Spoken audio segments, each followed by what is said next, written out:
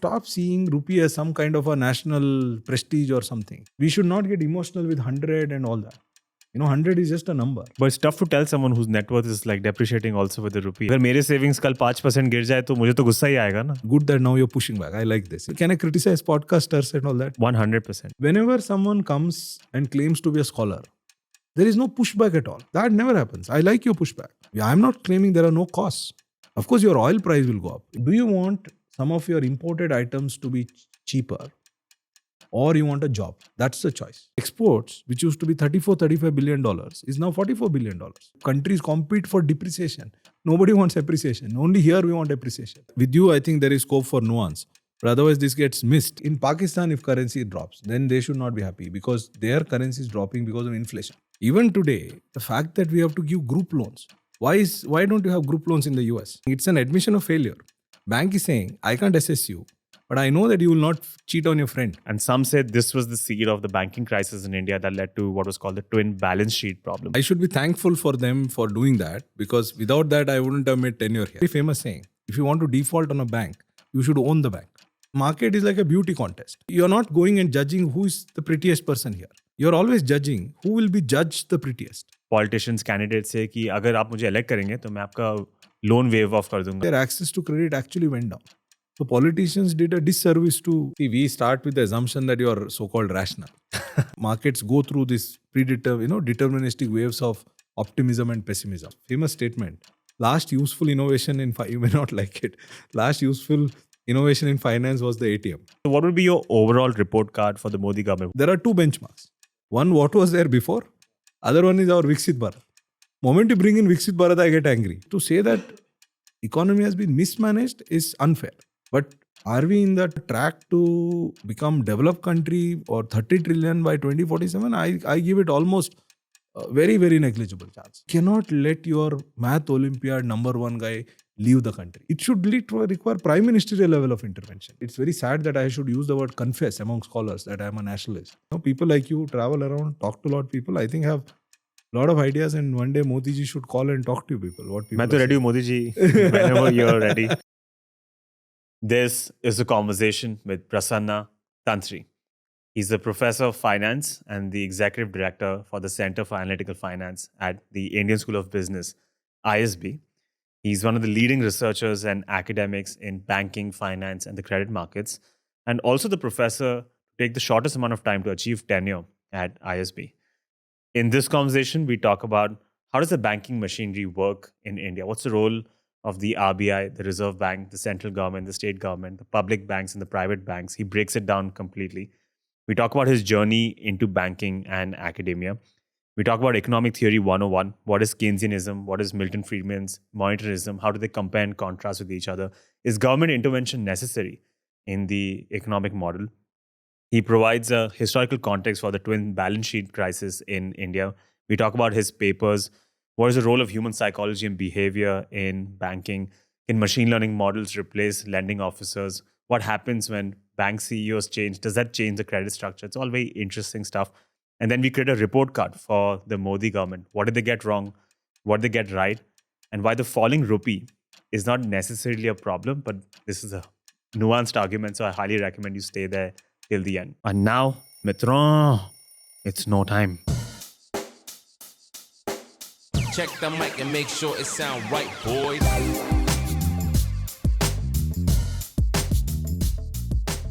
Henry Ford had once said, "It is well enough that people of the nation do not understand a banking and monetary system. For if they did, I believe there would be a revolution before tomorrow morning." Abhi, I don't know whether the whole statement is true, but at least the first part I think is slightly true. I can't speak for the nation, but me personally, I do find the banking system quite confusing. So today, I'm hoping you can give me a banking 101, finance, economics 101 masterclass. Aisa samajh lijiye, I'm your newest student. You're my professor. I have no background in these subjects. And today you're breaking all the jargon for me and breaking it down to very simple concepts. Yesterday, I gave a very difficult exam. Students were abusing me. Oh, really? Oh, no. Hopefully, if we end up doing this, we'll have a beginner's guide into banking. And then we can see whether Henry Ford was right and whether actually incites a revolution out of me. Okay? So the first thing I have to establish is, how does the banking machinery work in India? I keep hearing these terms. RBI, Reserve Bank, where I hear these things, public sector banks, Bank of Baroda, State Bank of India, then private banks, ICICI, foreign banks, HSBC, Standard Chartered. And sitting somewhere in the middle of all of this is the central and state government. So how is this whole machinery set up? What is the role of the RBI? What is the role of the government? Who gets to control the money in the economy? How does the whole machine work? Okay, so before, since you started with the Henry Ford quote, Keynes also has famously said once, if you really want to destroy a country, you have to debase their currency. That's the key to, most revolutions, for instance. Recent, you remember Iran, before this war, 6 months ago, there was a sort of mini kind of revolt in Iran of people. And it started with the bank failure. It did start with the bank failure and inflation. So it's far more important than, especially the negative side is far more important for normal people than they think. Right? So that context setting is apt and there is a lot more to it. Now, coming back to your question. Now, we can go on for an hour on this topic. Like how is the question you asked is so broad. Just answering this will take an hour. But let me very brief and, how different is Indian system. Now, in India, government, as you said, most of the banking is done by government banks, which is it used to be the case several years ago all over the world.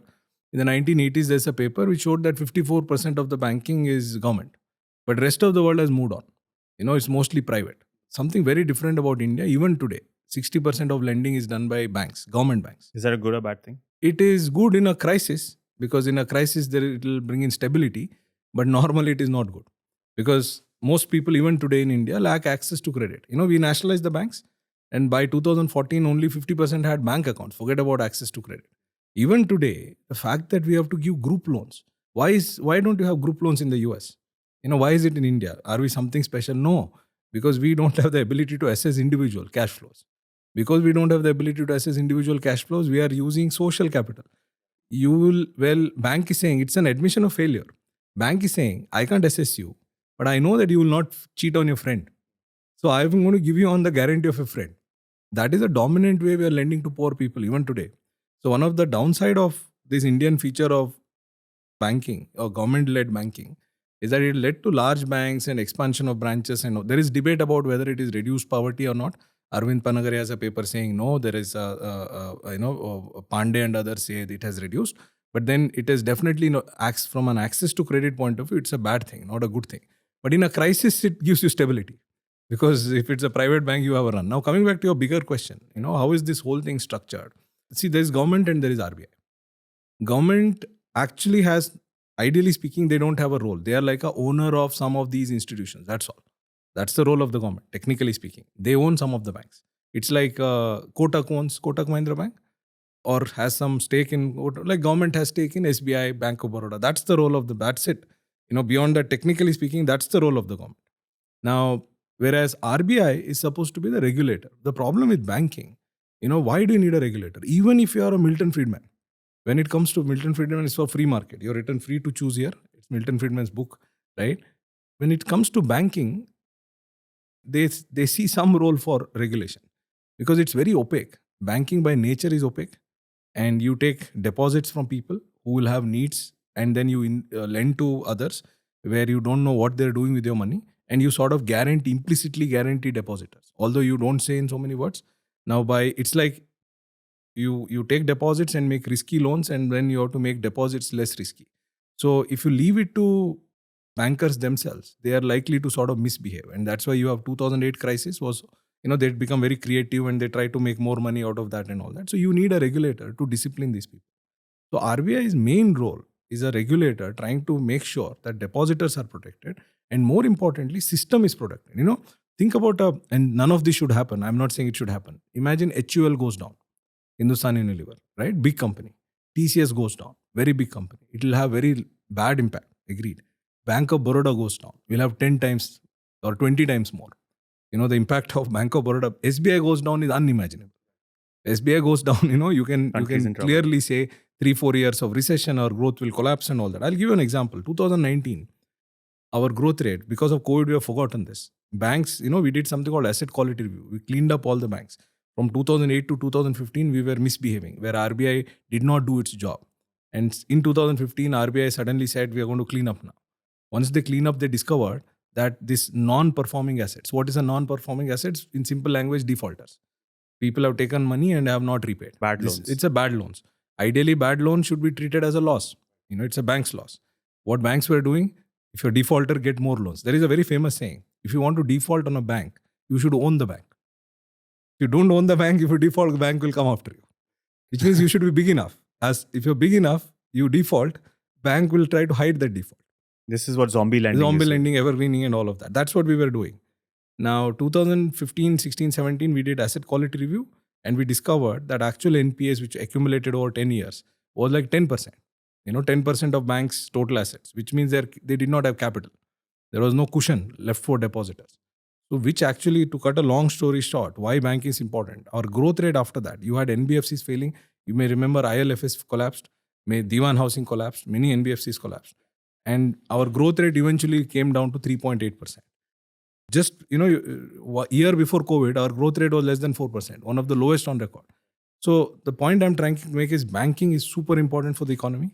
It needs to be, and Indian structure, the typical feature of Indian structure is government ownership. One more feature which is typical of India is cooperative banks. Since you let what states do, you have cooperative banks, which is like group of people coming together, and there are hundreds and thousands of that. My estimate is half of them are insolvent. They are not well regulated. Politicians control them. This is one time bomb. Someday it will show up. That's another thing that is different about India. Good thing that has happened is now you have all the new age fintech and post UPI. Our payment system has become very good. See, what we have solved in India is this account balance, access to savings. That we have solved. That is done really well. But access to credit remains a challenge. That remains a very big challenge. Even today, most people don't have individual credit. Go and check whether your driver, maid or anyone can get a individual loan. Group loan they'll get, unsecured. Of course, if they pledge gold, they'll get. That's not access to credit. Pledging gold, the biggest category, fastest growing category in India in the last 4-5 years is gold loans. Gold loan is like you give currency and take another form of currency. That is not access to credit. Access to credit is like you and me go. You go to a bank and you pre-approved and all of that. So challenge is access to credit. So this structure has created a challenge in India. Unlike US, in US you have large banks and you have a lot of small banks. There are thousands of banks, right? Which can, and they compete. After 70s, there is good competition there. Here we have smaller banks which are cooperative banks, but they are not well governed, and large banks are too large, and that's why the structure itself creates problems of access to credit, which has led to a lot of small firms and individuals not having access to credit. So structure itself is a issue. If you like conversations like these as much as me, then please consider supporting this channel. You can buy super thanks on individual videos. You can join as a Patreon member. You can join as a YouTube member and get early access to all these videos.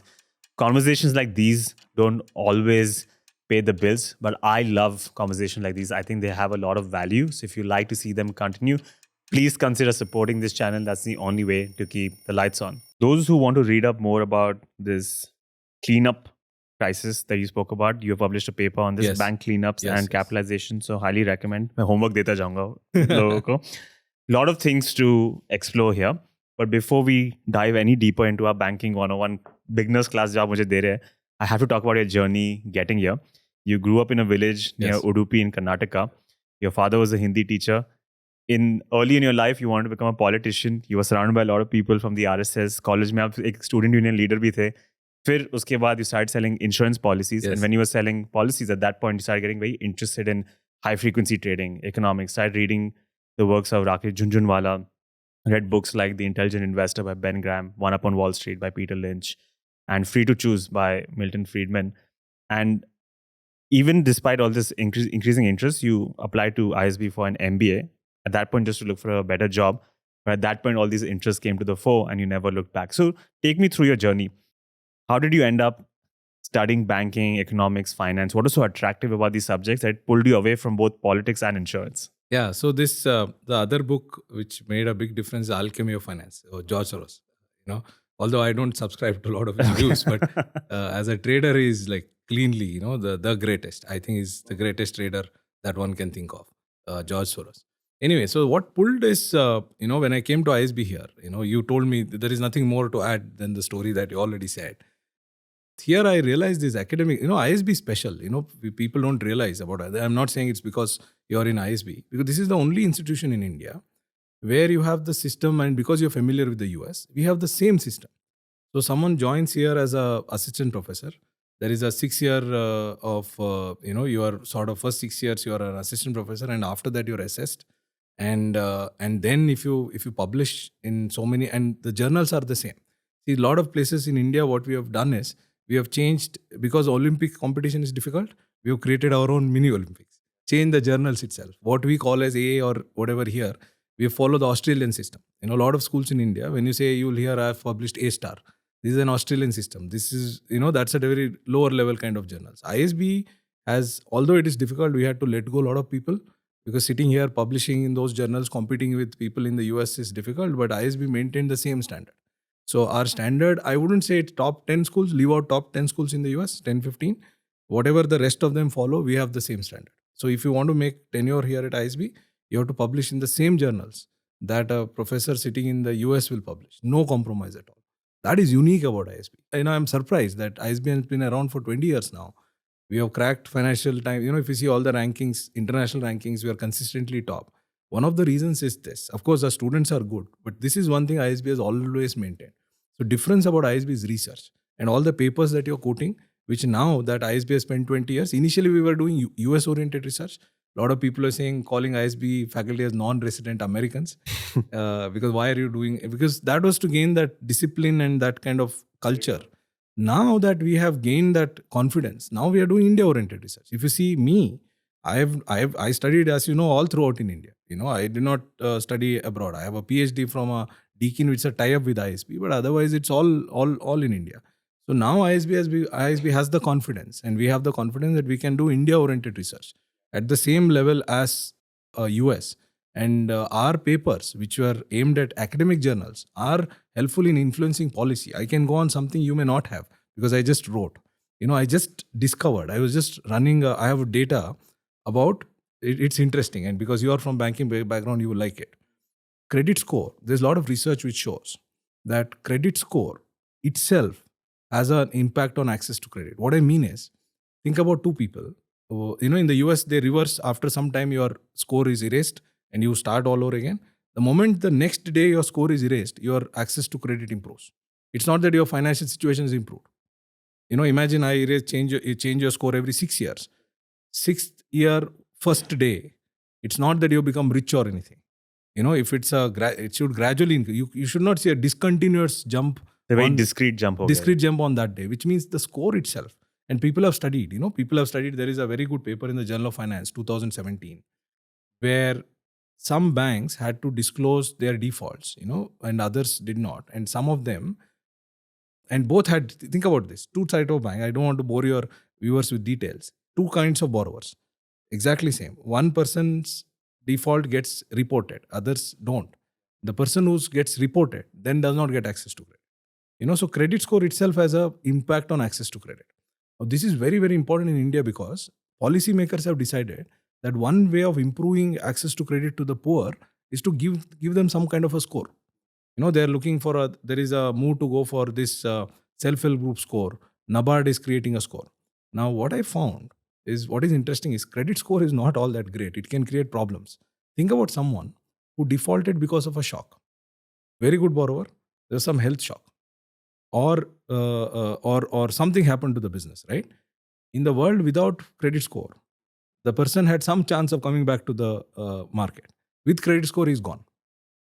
This actually, for those people, and the poor are more likely to face such kind of health shock. In fact, on the poor, 45% of the default is because of health shock. And so what I found was, I was looking at, and this is the thought experiment, and then I have the results also, and I'm had to write the paper. So what I found was, I got data from a bureau. Okay, these are all street vendors. And in India, you have this PM Swanidhi scheme. PM Swanidhi is a street vendor. During COVID, the Prime Minister said, all the street vendors will get 10,000 rupees. Treated as loan, supposedly loan, but nobody went after them. They were literally chased and given. In the sense, the municipality was given the task, not the bank. The upside of that was 95% of the street vendors got this loan, because municipality had to find them and give them loan. Now, this gives me a wonderful experiment. Think about, otherwise, you as a banker, you want to study credit score. But if somebody's credit score goes down, the guy will not get a loan. How will you study whether credit score is good or bad? Because the sample of loans is selected. You can't do a RCT of giving loans to randomized trial of giving loans to all. Is very difficult because banks will not agree. This is a wonderful setting where everyone got a loan, right? So I got a lab. This is what we have to use. Now what I did, some of them had credit history. I looked at those earlier. Now the thought experiment is the following. Think of two people with same credit score, say 650. One had defaulted on a secured loan. The other had defaulted on an unsecured loan. First, I test whether this fact itself makes any difference to credit score. Does the credit score technology or whatever the formula they have, does it differentiate between these two? I find it doesn't. Whether you default on a secured loan, whether you default on an unsecured loan, No they difference. will downgrade your credit score to the same extent. Now I have this wonderful thought experiment that both of them get another loan, which does not happen. Even when they get, some selected people get, then that is not generalizable. Now, because PM Swanidhi was such that the municipality literally chased them and gave the loan. Now I can test what, and the beauty is, both secured and unsecured people get same loan, similar terms. This was standardized. That never happens. You never give standardized loan. For secured guy will get another secured loan, unsecured guy will get another unsecured. And again, it's not comparable. Maybe because of the terms, right? You can argue. Here, this is a wonderful laboratory experiment for a You've researcher. controlled for everything. Everything, then I didn't do it. Government did it, right? Now what I find, when you give a second loan, the secured loan defaulters. So think about two people, both are defaulters, similar credit score. There are two more people, they're non-defaulters, similar credit score. Among non-defaulters, secured or unsecured, there is no difference in performance. Whether the guy was non-defaulter on secured or unsecured, on the PM Swanidhi loan, their performance is same. Now think about two defaulters, secured and unsecured. Secured person's default rate is 10 percentage point lower. 10%. As a banker, 10% is huge. Where unsecured person's default rate is 13-14%, secured person's default rate is 3%. That's the difference. Which means credit scores were doing injustice to this guy. And if this scheme was not there, with that 600 score, if I had gone somewhere, you would have never gotten a loan. So credit score technology itself is problematic. So the paper's point is that then what I did was, I did then continued and then I show this in data. Then I continued this thought experiment. How faulty is credit score? So I randomly started increasing secure defaulters credit score. At some point, credit score should catch up. It's around 90 points. So add 90 points to secure defaulters credit score, then you are treating them on par. Now for publication, this will bore your viewers. I have to add one more point. This is alone This is not boring at all. But this alone is not enough for publication. We have to couch in theory. Achha. This is what this journal says. To couch this in theory, how do we write this paper? I have not written, I'm just thinking about it. There is theory about who are secured loan borrowers. Why some people get secured loan and why some people borrow unsecured. This is theoretical question. There are two arguments. One argument is, let's say between you and me, you are a better borrower, I am a worse borrower. But bank doesn't know. Somehow you have to signal that you are better. So you give security. You're saying, I know that I'm not going to default. So secure, because you take a risk of, it's a credible way of signaling that you're good. That's one way. The other theory is moral hazard theory. This is signaling theory. Moral hazard theory is, bank suspects you. And that is, they don't suspect me, university professor, kuch to, and that is why they're insisting on security. So these are theories. This is not settled. Now this setting allows me to test that. If it is signaling theory, see, default can happen. Default doesn't mean moral hazard. If it is signaling theory, then the secured loan default should be exogenous, beyond that person's control. Because the guy is good, but hua hoga kuch, tabiyat and all of that reasons that, farmer ho to rainfall, monsoon is a problem. If signaling theory is correct, if you give a second chance to the secured guy, he will do well. If moral hazard theory is correct, you give a second chance, it is character. This is how we frame it. So there is useful part. The point, a lot of people think the problem is, as since you read the papers are written not for general public, unfortunately. Papers are written for referees because our papers need to be accepted. We'll couch in all these theories, but there is such a useful part. I made this presentation to credit bureaus. I have presented this to RBI. We are talking about it and we are working on, I can talk about a credit score we are trying to create in Telangana also. There's an initiative that we are doing. But so just to give an example how ISB is different. So you have a business school here. We do not write papers just for the sake of it, just publish somewhere. There is publication and there's utility. There is utility. If you talk to a marketing faculty here, they'll tell you something useful for industry.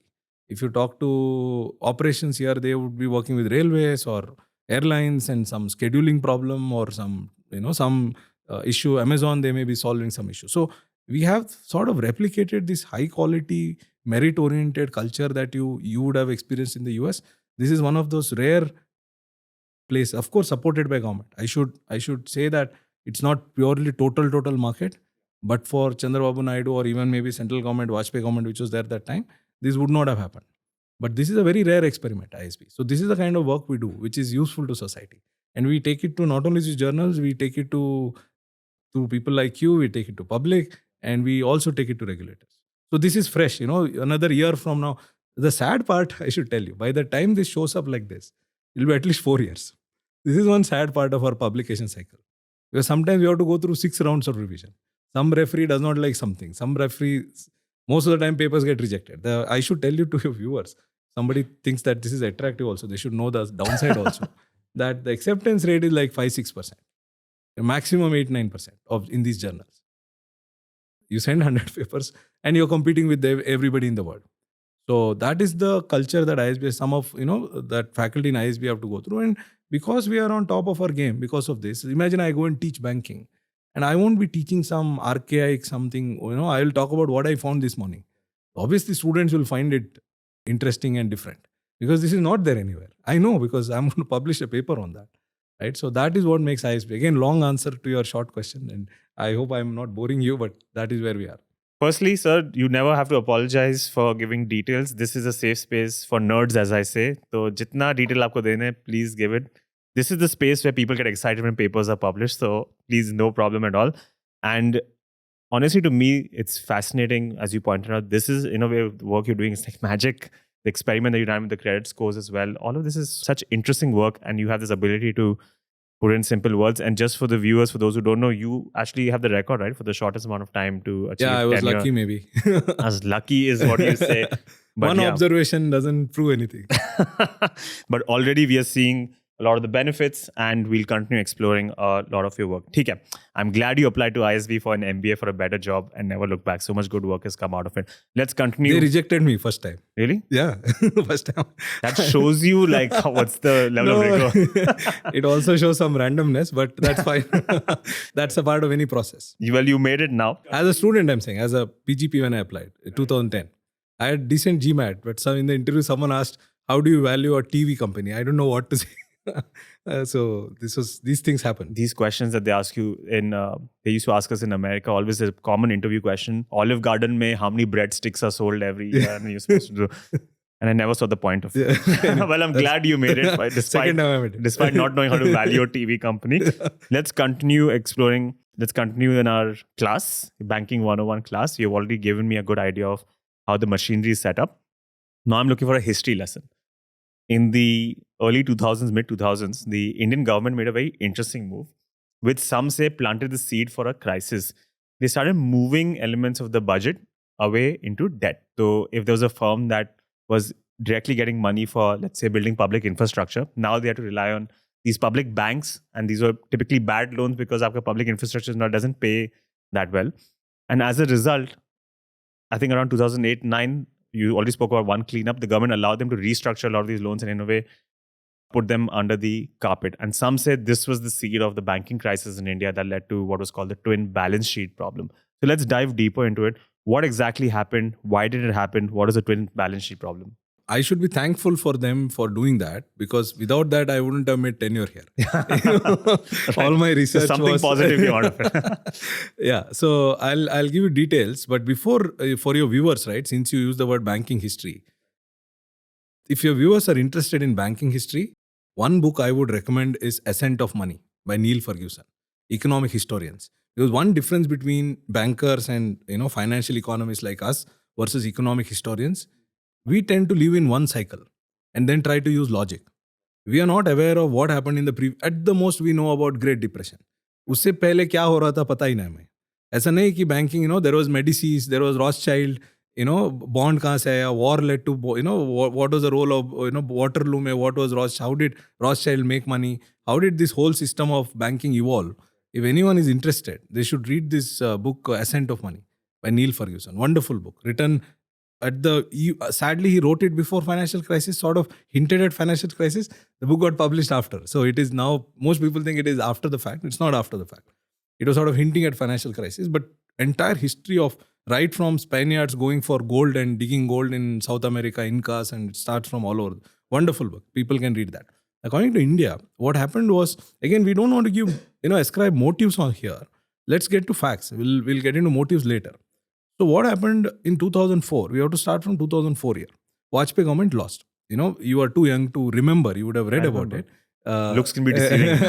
Yeah. So, but Vajpayee government lost. The one argument there was it was India shining and all of that. They focused more on urban areas and neglected the poor. Although the fact was 2 years of very bad drought that happened. 1, 2, 2, 3 were very bad in terms of rainfall. It's very surprising. No government would survive that. It was 2 successive years of drought.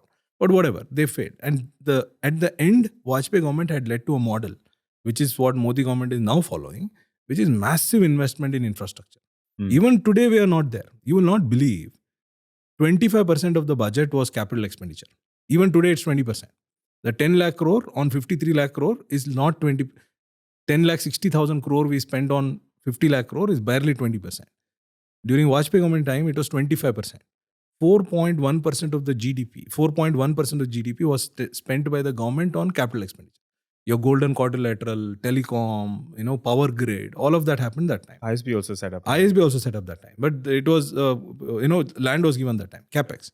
Now, what that led to is this somehow, YSR and others campaigned about, government lost. Now, the new government came on this inclusive agenda. And obviously, that was their mandate. I don't find fault with them. And they started social sector spending. So when the budget was, completely, from 4.1% of GDP, we fell to 2% of GDP, 50%. CapEx was cut by 50%. From around 25% of the budget, just for your viewers, I'm talking about 2 numbers, percentage of GDP and proportion of budget.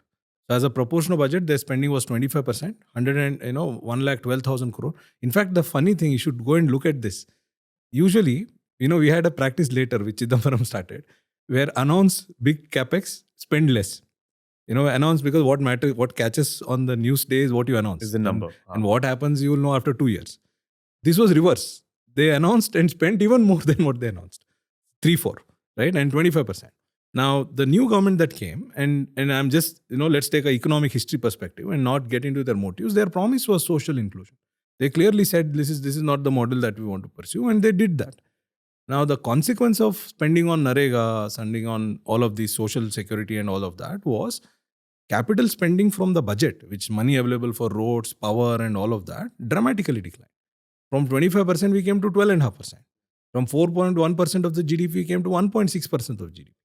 We were doing really well that time because, this was the time people should remember, 2003 to 7, entire world was doing well. China had just entered into WTO and suddenly made everything efficient. This is the good side when the China, and again, people should read Ascent of Money. There's a wonderful chapter called Chimerica. China and America coming together. Very rare moment of history because historically, you have military blocks and trading blocks. All trading is within military blocks. You will never have 2 opposing camps trading with each other freely. China, although did not change its ideology or anything, but this 2001 where they brought China into WTO was something unique, where US, somebody opposed to US, otherwise ideologically, they were allowed free trade, one-sided agreement. China didn't have to make too many concessions. Rest of the world made concessions and brought them into WTO. And this produced cheap manufacturing. And cheap manufacturing initially had great effects. Every country grew well. India also grew well. Brazil grew well. Every country grew well. And we did really well. But our capex spending from the government was lower. Now government thought, how do we spend? Roads to chahiye. Nahi to aap gali doge. You must be going to school then. Where is the road? People started questioning roads are not good. Now government thought about a nice way of doing this. They said, look, this is where come back to government owning banks is a problem. Because now banks becomes arm of the state instead of a commercial venture. State priorities hidden is political priorities. Will decide what these banks will do. So they told PSU banks, government banks, you go and lend to infrastructure. Go left, right and center. And credit growth, you should see there is a famous PM speech once in the Lok Sabha. He said, whatever credit we lent up to 2007, we gave equivalent amount in the next 3 years. That's the amount of credit growth that happened in India, on this infrastructure. Now the problem with this, they started with 5-6 only. By 2008, they realized most of these projects were not viable. See, money is not the only problem. You need clearance. Project needs to be off the ground, and there are permissions and technology. There's so many things. Solving only money problem doesn't solve. The bank gave money and the projects started failing, stalling. Now banks would declare NPAs, non-performing asset. Now the problem is it comes back to the government. If they become NPAs, what is NPA? Those of your viewers not from accounting background should know that once banks writes off a loan, their capital will go down. If the capital goes down, you need minimum capital to serve. RBI will say you need capital.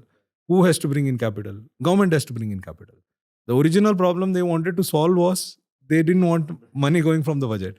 So it would have hurt them again the same. So they thought about a financial engineering solution. Nice solution. What I mean. They said, we will give you a dispensation, regulatory concession. Agar aap restructure karte ho loan ko, then you don't, usually all over the world, if you restructure a loan. Now what is restructuring a loan? It could be simple, giving some more time to giving some moratorium to waiver. It can move anything, changing terms of a loan, right? So government said, the regulator, RBI, this is where regulatory independence is very, very important. This is the government, and don't ask me how did regulator toe government's line, I don't know. But the regulator issued, and date is very important because you spend time there. August 27th, note the date, August 27, 2008. Because ex-post, people have cooked up that this was in response to financial crisis. September 16th is when Lehman collapsed. This was August 27th. So if a circular is to be issued on August 27th, discussion should start at least a year before. So this policy had nothing to do with global financial crisis. Now it is even, the funny part, before I discuss the policy, this government, 10 years later, realized that now we have to abuse those people. Initially they were also not aware. They issued a charge sheet in 2019, I think, that UPA ने सब खराब किया and all that. उसमें भी उन्होंने लिखा है कि this was in response to financial crisis. The truth is, it was not in response to financial crisis. That even the people who oppose it, who want to milk it for political purpose, they are also not aware that this was nothing to do with financial crisis. The problem was this lending, bank lending. So the circular, now your audience, what is the circular? Circular said that if you restructure a loan, you need not call it an NPA, which means, in short, in simple language, I make a bad loan, guys lost the money, comes back to me, I will say, it's okay, I'll give you more time, but I don't have to treat it as a loss. I can keep recognizing as if the loan is alive. In fact, to make it worse, I can give another loan to the person, which is what evergreening is. Ideally, restructuring is not a bad thing. As I've told you, like the credit score example, if somebody is in temporary trouble, you should restructure. As a banker, you should restructure. What's nothing wrong with that. But your account should reflect that you are restructured. There is a risk. It's a risky thing. That there is a probability that some money may not come. What RBI did this, that accounting link, they took it away.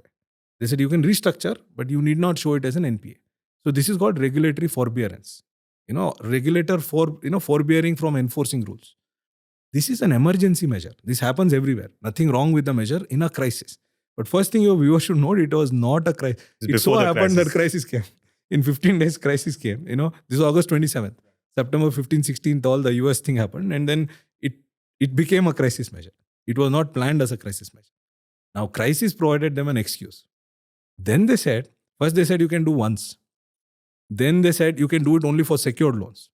Then they said you can do it for, if it's infrastructure, you can do for unsecured loans also. Then they said only one default. Then they said second default. Eventually they went to the extent, willful defaulter. You are a designated willful defaulter by some bank. Even that person's loan can be restructured without providing for it. We went to that extent. And entire world, and go back to 2010, 11 and all, you had the US crisis and then the European crisis. By 2013, US was thinking about withdrawing, the quantitative easing that they'd done. We had taper tantrum, and if you discuss that was going on. We were the only country which maintained emergency measures. They all, US, which was the epicenter of crisis, announced so many measures, and Europe, they all withdrew these measures because ab ho gaya crisis normal. We continued this till 2015. No country continued this up to 2015.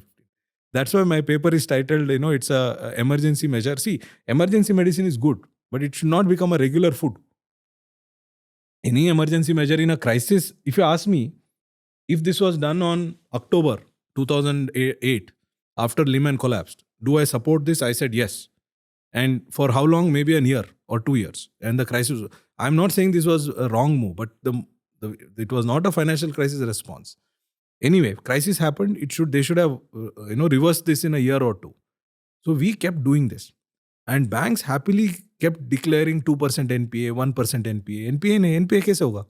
कोई भी अगर आप if in my paper you will see, if you see NPA it's 2%, but if you add restructuring to that, it's 8, 9, 10%. So it was so obvious that they are actually calling borrowers who's on the verge of default. What bankers did, including PSU banks. Sometimes we blame private bankers are bad, government banks are good. Both did. In fact, PSU banks did even more because they had because they wouldn't get capital. So this went up till 2015 when finally RBI said, we have to stop this. RBI stopped this in 2015 and did something known as asset quality review, where they said, we'll go and check what is going on. And they did simple things like, if someone is a defaulter in one bank, we will see whether what is this guy being called here. That kind of checks. And that alone, they found thousands of crores of such things. And eventually by 2018, we peaked at an NPA rate of 10%. Our system, PSU banks had 11 or 12% NPA, which means all the capital was gone. There's no capital. So now it's a good thing RBI did. But my paper, I further argue, but then the sad part is RBI and government started fighting. Nowhere in the world, your central bankers talk against political people. That does not happen. Powell and Trump, you see recently, Powell wouldn't respond. Trump is a politician, obviously. Politicians speak, a regulator and all, you won't. Powell responded only when there was a case imposed on him and only with respect to that case. Did you see his response that day? Other than that, all accusations, no response. That's how regulators should be. Unfortunately, our regulators started making Hitler comparison, all kinds of stuff with politicians, and that made things worse. Otherwise, the policy was the right policy. Ideally, what should have happened is this should have been done and immediately government should have recapitalized. Because of this tussle, that got delayed by 2-3 years. So now imagine someone has come and opened up the whole thing. In fact, not opening is better, but you opened up the whole thing, but you're not stitched it back. The patient will die. And many patients died. And because banks did not die because they are government-owned banks, and NBFCs died, which were dependent on banks. Many NBFCs died. And banks finally, government realized and recapitalized by 2,70,000 crore. By 2016-17, they did it.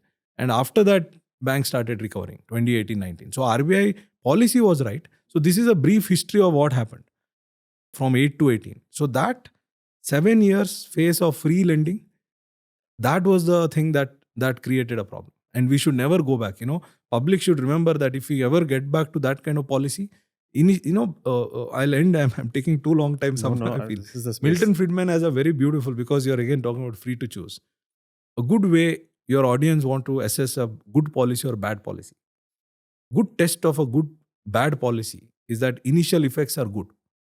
For example, now RBI wants NRIs to bring in money, we'll give guarantee, so much money is coming, great, Rupee stabilizes. We are giving them 14% return. We will realize 3 years later that this was a bad policy. Right? Good policy, bad policy is something which will initially solve a problem. Short-term gain. Short term, it will solve a problem, it will have long-term pain. A good policy is reverse. Short term, it will create problems. Any reform, anything you do, short term, it will create problem, but you have sustainable gain in the long run. So, but this is this forbearance is an example of the previous case. A bad policy where immediately your problem is solved. Now, bank will start giving money. Our GDP growth in 9-10 was close to 10%, 9% something. Because if you are on steroids, obviously, you should differentiate between growth or steroids. You doing 100 meters in 9 seconds with and without steroids, there's a difference. And that is what we had in 2008. So this is sort of brief history of all of this. There's a lot more I have left out, but... You know what? We'll go there. Since you're talking about economic history, let's talk about the foundations of economic theory. We brought up Friedman quite often. Mm-hmm. We have to address this elephant in the room, which is the role of government and the role of government intervention. This has split economists for centuries. There's a school of thought that believes in Keynesianism and neo-Keynesianism that says that government intervention is almost mandatory. You need to have it in the market. And then you have the opposite school of thought, Milton Friedman, Friedrich Hayek, the Chicago school, that believe in monetarism or neoliberalism, that the government intervention is not needed. Markets are self-correcting in nature. So let's break this down. What is Keynesianism? What is monetarism? What are the differences between the two? These extreme views you only have explained well now, where government has a role to play. Government is, in a Keynesian world, government is seen as some kind of stabilizer. You need this, otherwise left to market. I said George Soros. George Soros has this wonderful book called Alchemy of Finance. His claim is there is nothing called equilibrium.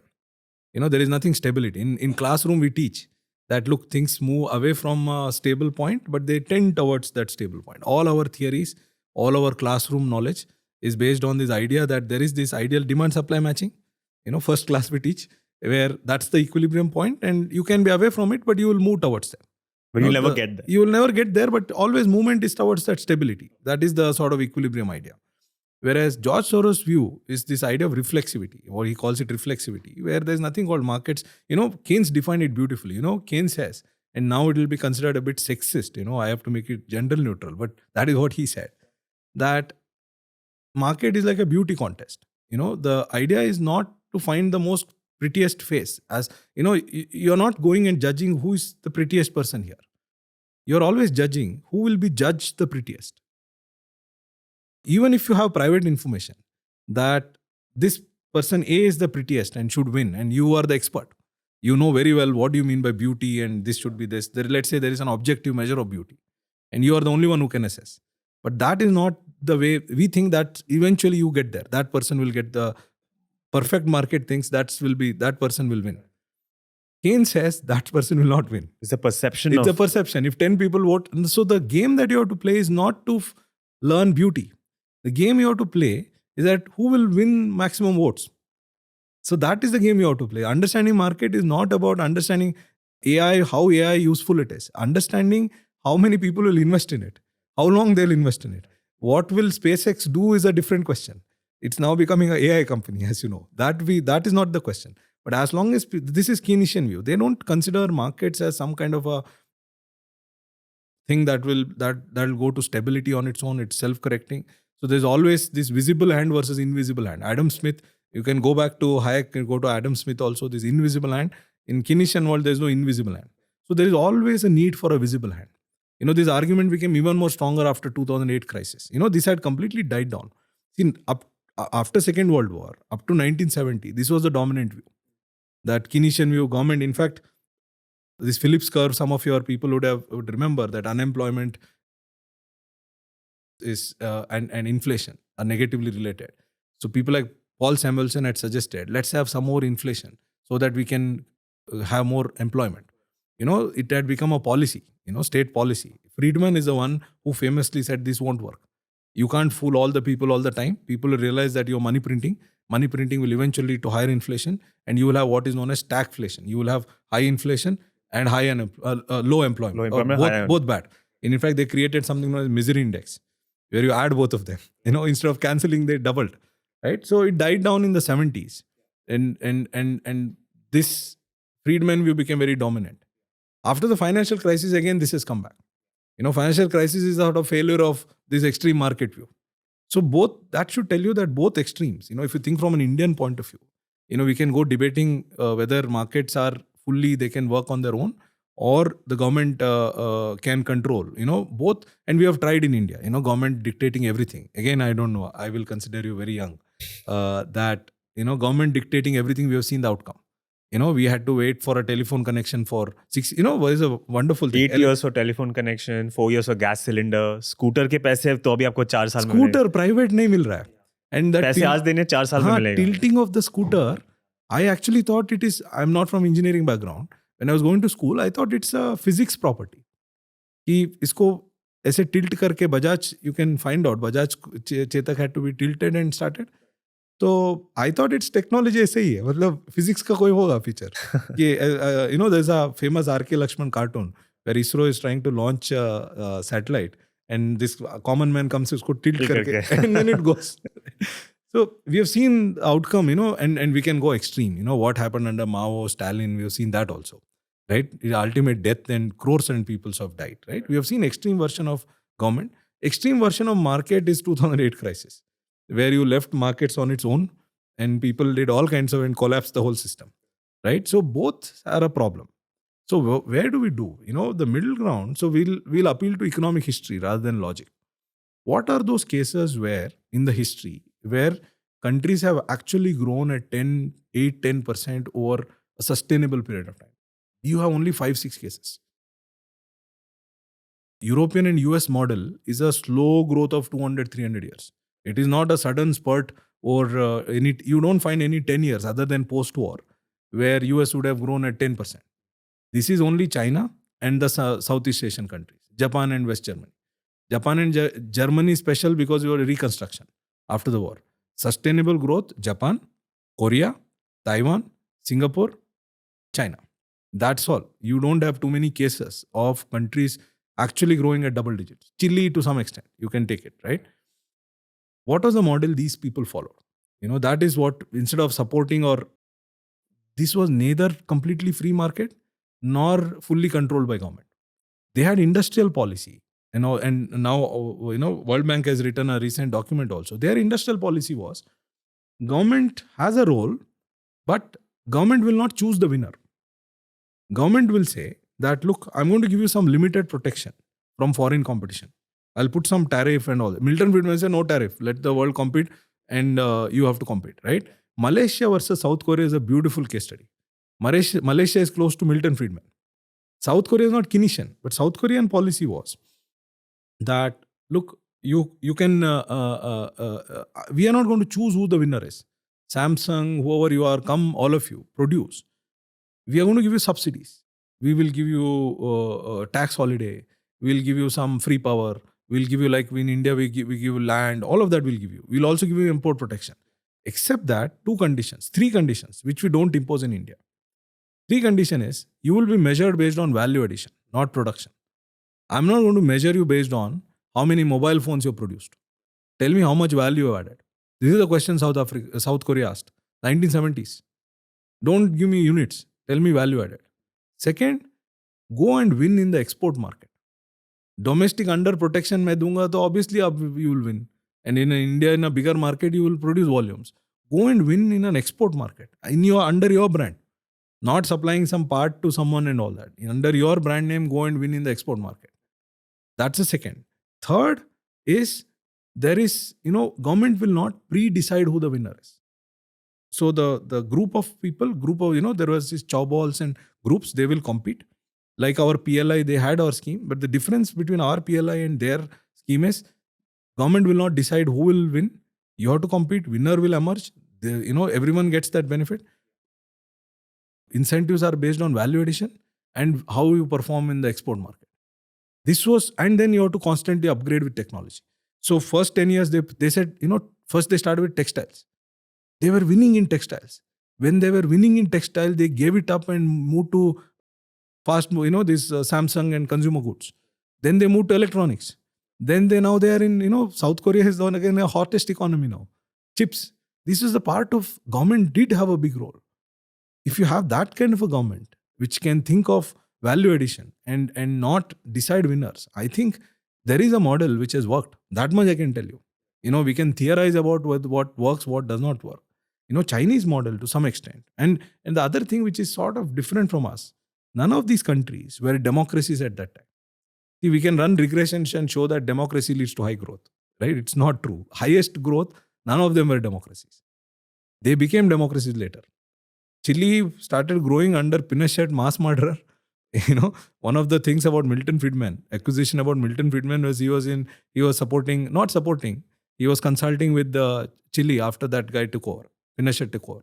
And he's a recorded mass murderer, right? So all these countries, when they started out, they were not democracies. Some countries were under US military occupation, South Korea, Japan and all that. China, as you know, is China, Taiwan. Even Taiwan was not a democracy. It later became a democracy. So the whole thing started. So what has worked, I can tell you, a sort of non-democratic setup where government really wants growth, but then promotes domestic competition, focuses on value addition, and tries to win in the export market. And this has worked. There are 4-5 examples that worked. In our case, I'll end with this. Unfortunately, we want European level of democracy. For instance, we want data privacy, I'll come back to the thing that I understand, access to credit. Biggest hindrance for access to credit is data privacy. If you want data privacy, you can't get access to credit. We don't see the cost. We want that European level standards. But then we want Chinese level growth. If you do European level standard, you will get European level growth. That is what it is. European level growth is 0% now. When they grew, they did not have all of this. We should be, one of the things as empirical researchers, we go by data. Europe did not have all these data protection when they were growing. They were ruthless, they were far more ruthless, as you know. Now they have reached a certain level, they think they have to think. Now we are trying to blend this European level data protection and having an aspiration of Chinese level growth. That's the contradiction.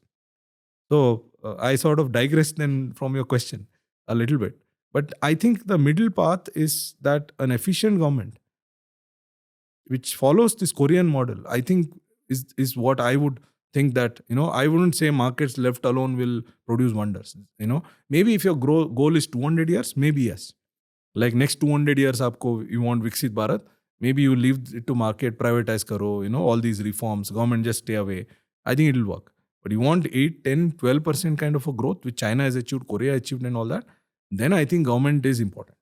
But government is important, but government should be a facilitator and try to promote internal competition and not stifle it.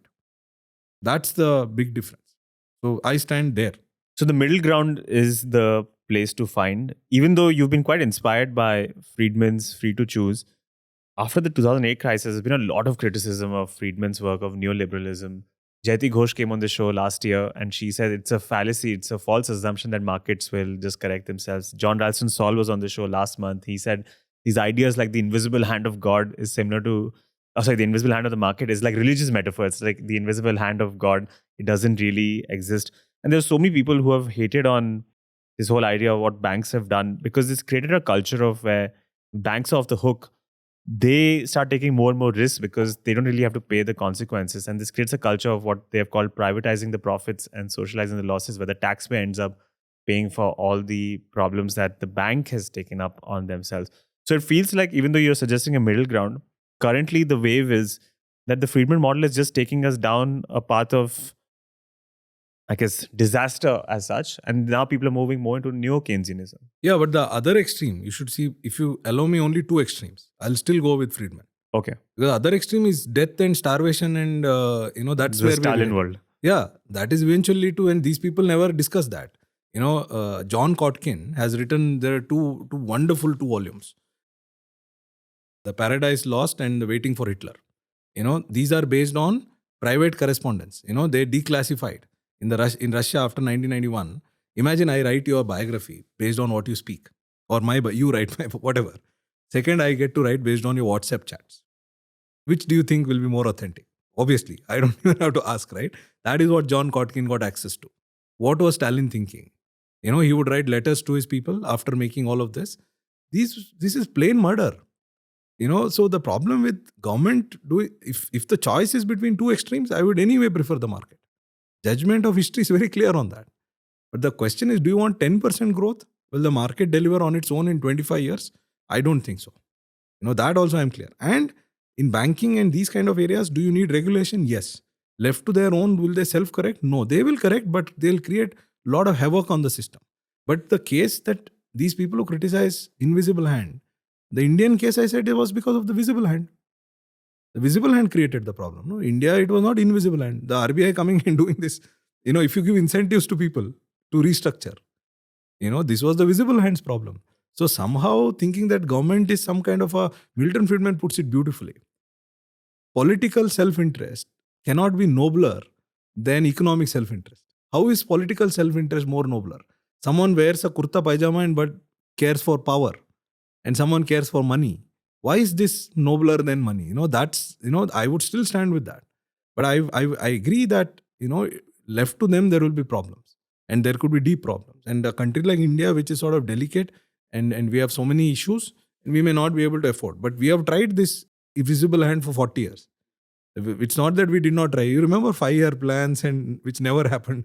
Never. So your audience should not view that I am sort of in this side or whatever. I think the Korean model, private sector, where the government is actually, and the other thing about the Korean model, I should tell you, there was corruption.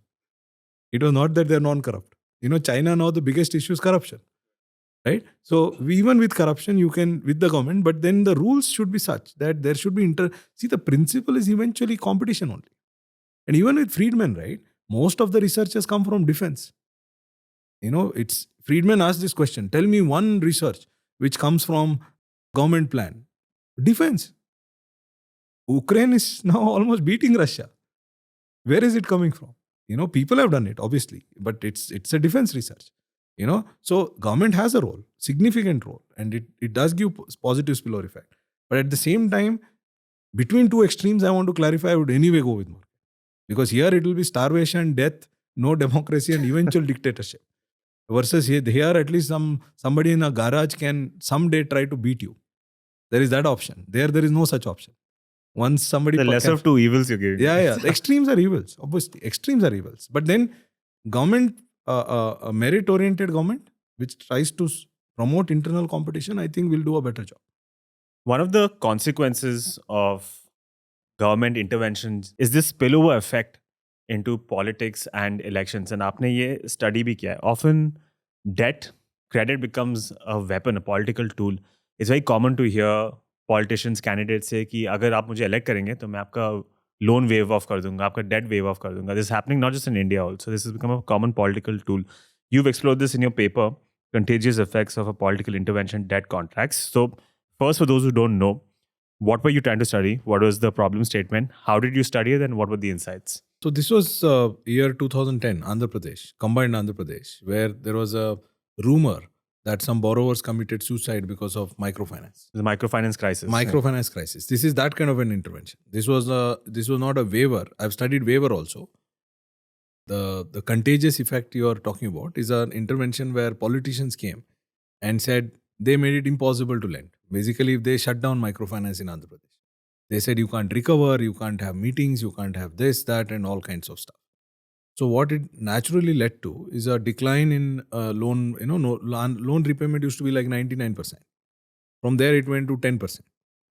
Everybody started defaulting. That is sort of well known. What I show in the paper is that, and I have to tell you the design also, like that credit thing. If I just tell the story, the referee will reject. So what I did was, this was Andhra Pradesh, right? I went to a bank and I got data of individual level data from a bank. With all like your passbook, individual every person's monthly loan performance. This I got for like lakhs of people. Then what I did was... उनको भी आपको request करना पड़ा था ना कि आप बाकी लोगों को दे देते, हमको नहीं देते. पता है आपको. उनको थोड़ा ब्लैकमेल करना पड़ा आपको. वो तो बहुत वो किस्सा तो मजेदार है. तो उसमें मैंने मेरा इंश्योरेंस का ये यूज किया कि मैं कोई बड़े लोगों का पेपर लेके गया जो MIT में या इधर उधर काम करते हैं. उनको दिखा, पहले बोलने लगे कि नहीं how can I give you confidential data. वो तो मैं पहले जानता था कि इंश्योरेंस में कोई नहीं लेता. इंश्योरेंस एक मुझे जस्ट आउटसाइड दैट कुछ सेल्स एवरीबडी शुड डू. बहुत सीखते हो आप सेल्स में. एनीवे, तो आई शोड देम दैट वही ब्लैकमेल किया, इमोशनल. सर आप बाहर वालों को ऐसे देते हो, यहाँ हम बैठे हैं गरीब लोग नहीं दे रहे.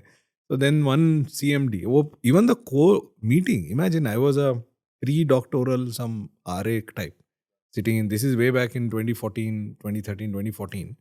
And I kept calling all bank, like cold calling was not difficult because of selling insurance. Kept calling all these officers.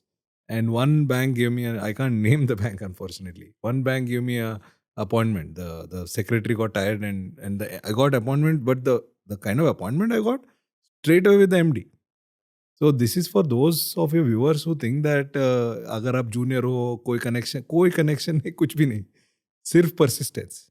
And obviously to get one, there were like 95 rejections. And that you should be willing to take in anything. And then finally I got one. I went to him and I knew that अगर इसमें कोई fail हो गया तो खत्म. Next appointment तो मिलने वाला नहीं. So I had to maximize and I practiced the pitch. कैसे, मतलब you have to get from a bank MD private confidential data of borrowers and do analysis and publish paper on that. This is the task that we had. So I then signed, they're giving data to others.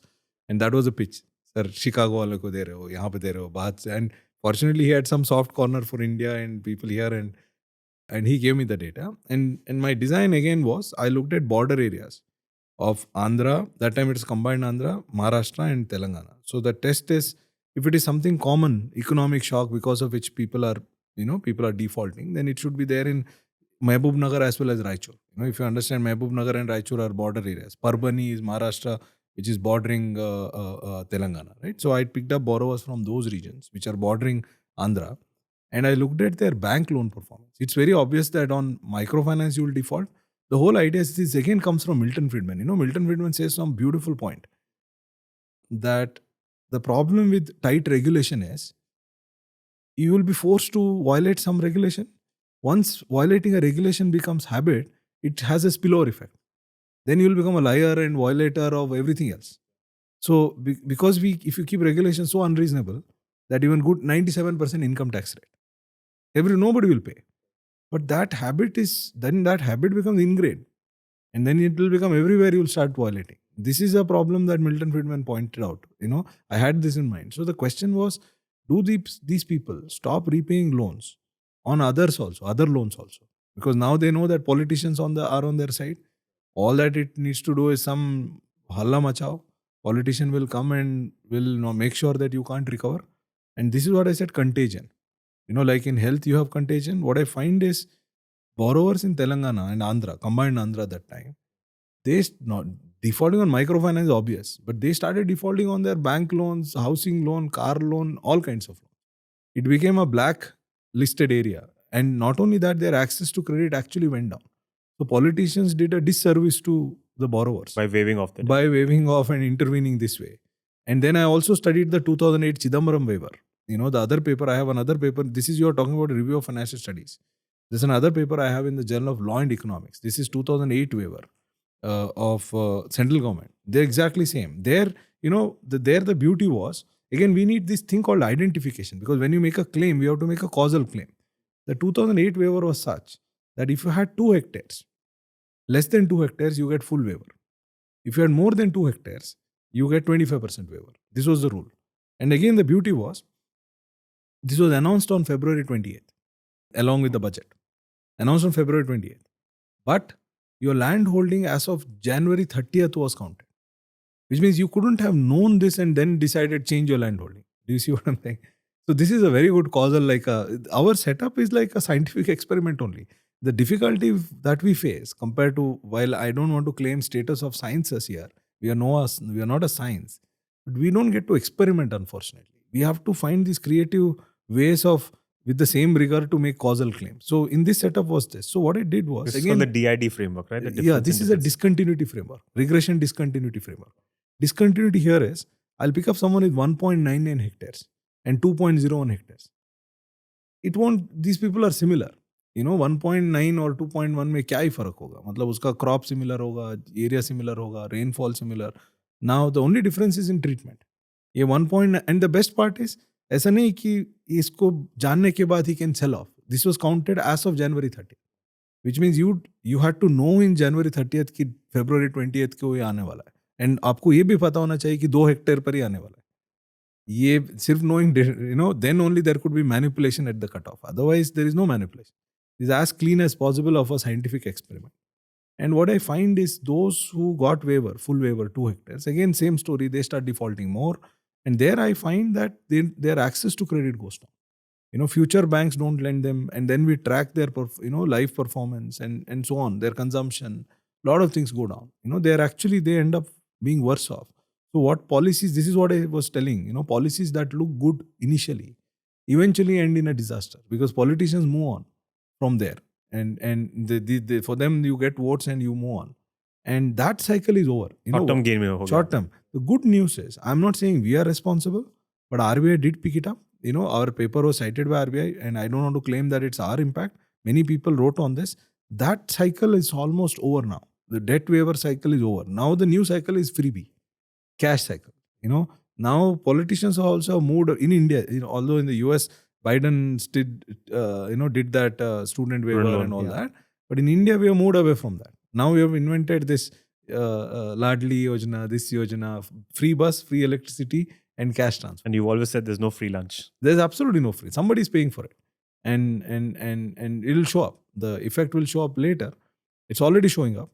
We can talk about it, but then we have moved from that. So this is the kind of work that we did. We went to RBI, we presented, they cited our work. RBI issued a warning to state governments not to do this. They cited these papers. So we've had some impact. What I find very interesting is often this almost a conflict or a tension between psychology, human behavior, and economics and the markets. This is something Keynes also spoke about animal spirits that often dominate the market, waves of optimism, pessimism. You've explored a lot of psychology and human behavior and how it affects credit. In your paper, The Cost of Job Rotation, you've explored how mandatory rotation of loan officers often affects credit. Then there's a paper, The Role of Bank CEOs in Zombie Lending. When there's a change in leadership, that affects credit as well. So I guess first, for those who don't know, what did you find in these two papers? And then as a larger comment, what is this link between human behavior, psychology, and then economics, finance, and banking? See, we start with the assumption that you are so-called rational. We start with the assumption, and which is not a bad thing to, when you talk about big stakes involved, assuming that you're totally irrational is also not good. Markets are at a macro level rational, do you think? No, not. That's the whole thing, right? If George Soros says no, better listen to him. Okay. Right? In the sense, the debate is going on. Robert Shiller is a Nobel laureate, as you know, Irrational Exuberance. There's another book that your viewers should read. And he's shown that these rational theories don't work as well. Markets go through this deterministic waves of optimism and pessimism. They're never at this average cool stage. That's the whole idea. But for our kind of testing, we basically, we use incentives. All that we need, assumption that my kind of papers need, is that you respond to incentives. I don't need to assume that you are rational, irrational, whatever. As long as you respond to incentives in a particular manner, that is all I'm looking for. For instance, CEO change you said. All that I'm looking for is that a new CEO who comes in, I have two papers on that. One is the older paper, one I published recently last year. One was 2014, that was that same time. What we find is that a new CEO wants to always start with a lower base, right? So this whole thing was motivated. SBI, there was this OP Bhatt moved from SBI to TCS as an independent director. And the next person, I forget his name, who took over, in that quarter, you can read now also, there was a 99% decline in profits. Like crazy. What do you mean 99% decline in profit? This is called Big Bath. People, the new CEOs tend to sort of bring down their first year performance so that it starts with the lower base. And then it's like, there are 10 CEOs, all of them achieved 50% growth. Bank has not achieved 50% growth. You see what I'm saying? What the CEO is doing is bringing down profits in between and bring it up. And they can blame it on the previous year. They blame it on the previous year, right off. They blame it on CEO. So we showed that. And again, why do you need a paper for this? This was sort of, if you go and ask them at that time, it was not very well acknowledged. What we did was rotation. The beauty, why, again, we were chatting offline that how difficult it is to publish a paper in India. Why our paper got published? The reason our paper got published is, otherwise in the US, CEO movement is so-called endogenous. What do we mean by endogenous? A bad performing CEO is fired, right? So if after a CEO is fired, if the new person comes in, profit goes down, nothing, it could be that the guy was doing badly, anyway it would have gone down. Nothing to do with this. So it's very hard to identify this. Although you know it, proving is very difficult. India is great here, especially PSUs. There is retirement. Retirement is purely age-based. Nothing to do with performance. So we use that as an instrument. So the retirement is now, you cannot argue that the movement is because it was bad performance. So now we show that the new guy coming in and the old guy goes, and when the new person comes, performance drops. The reported numbers drop.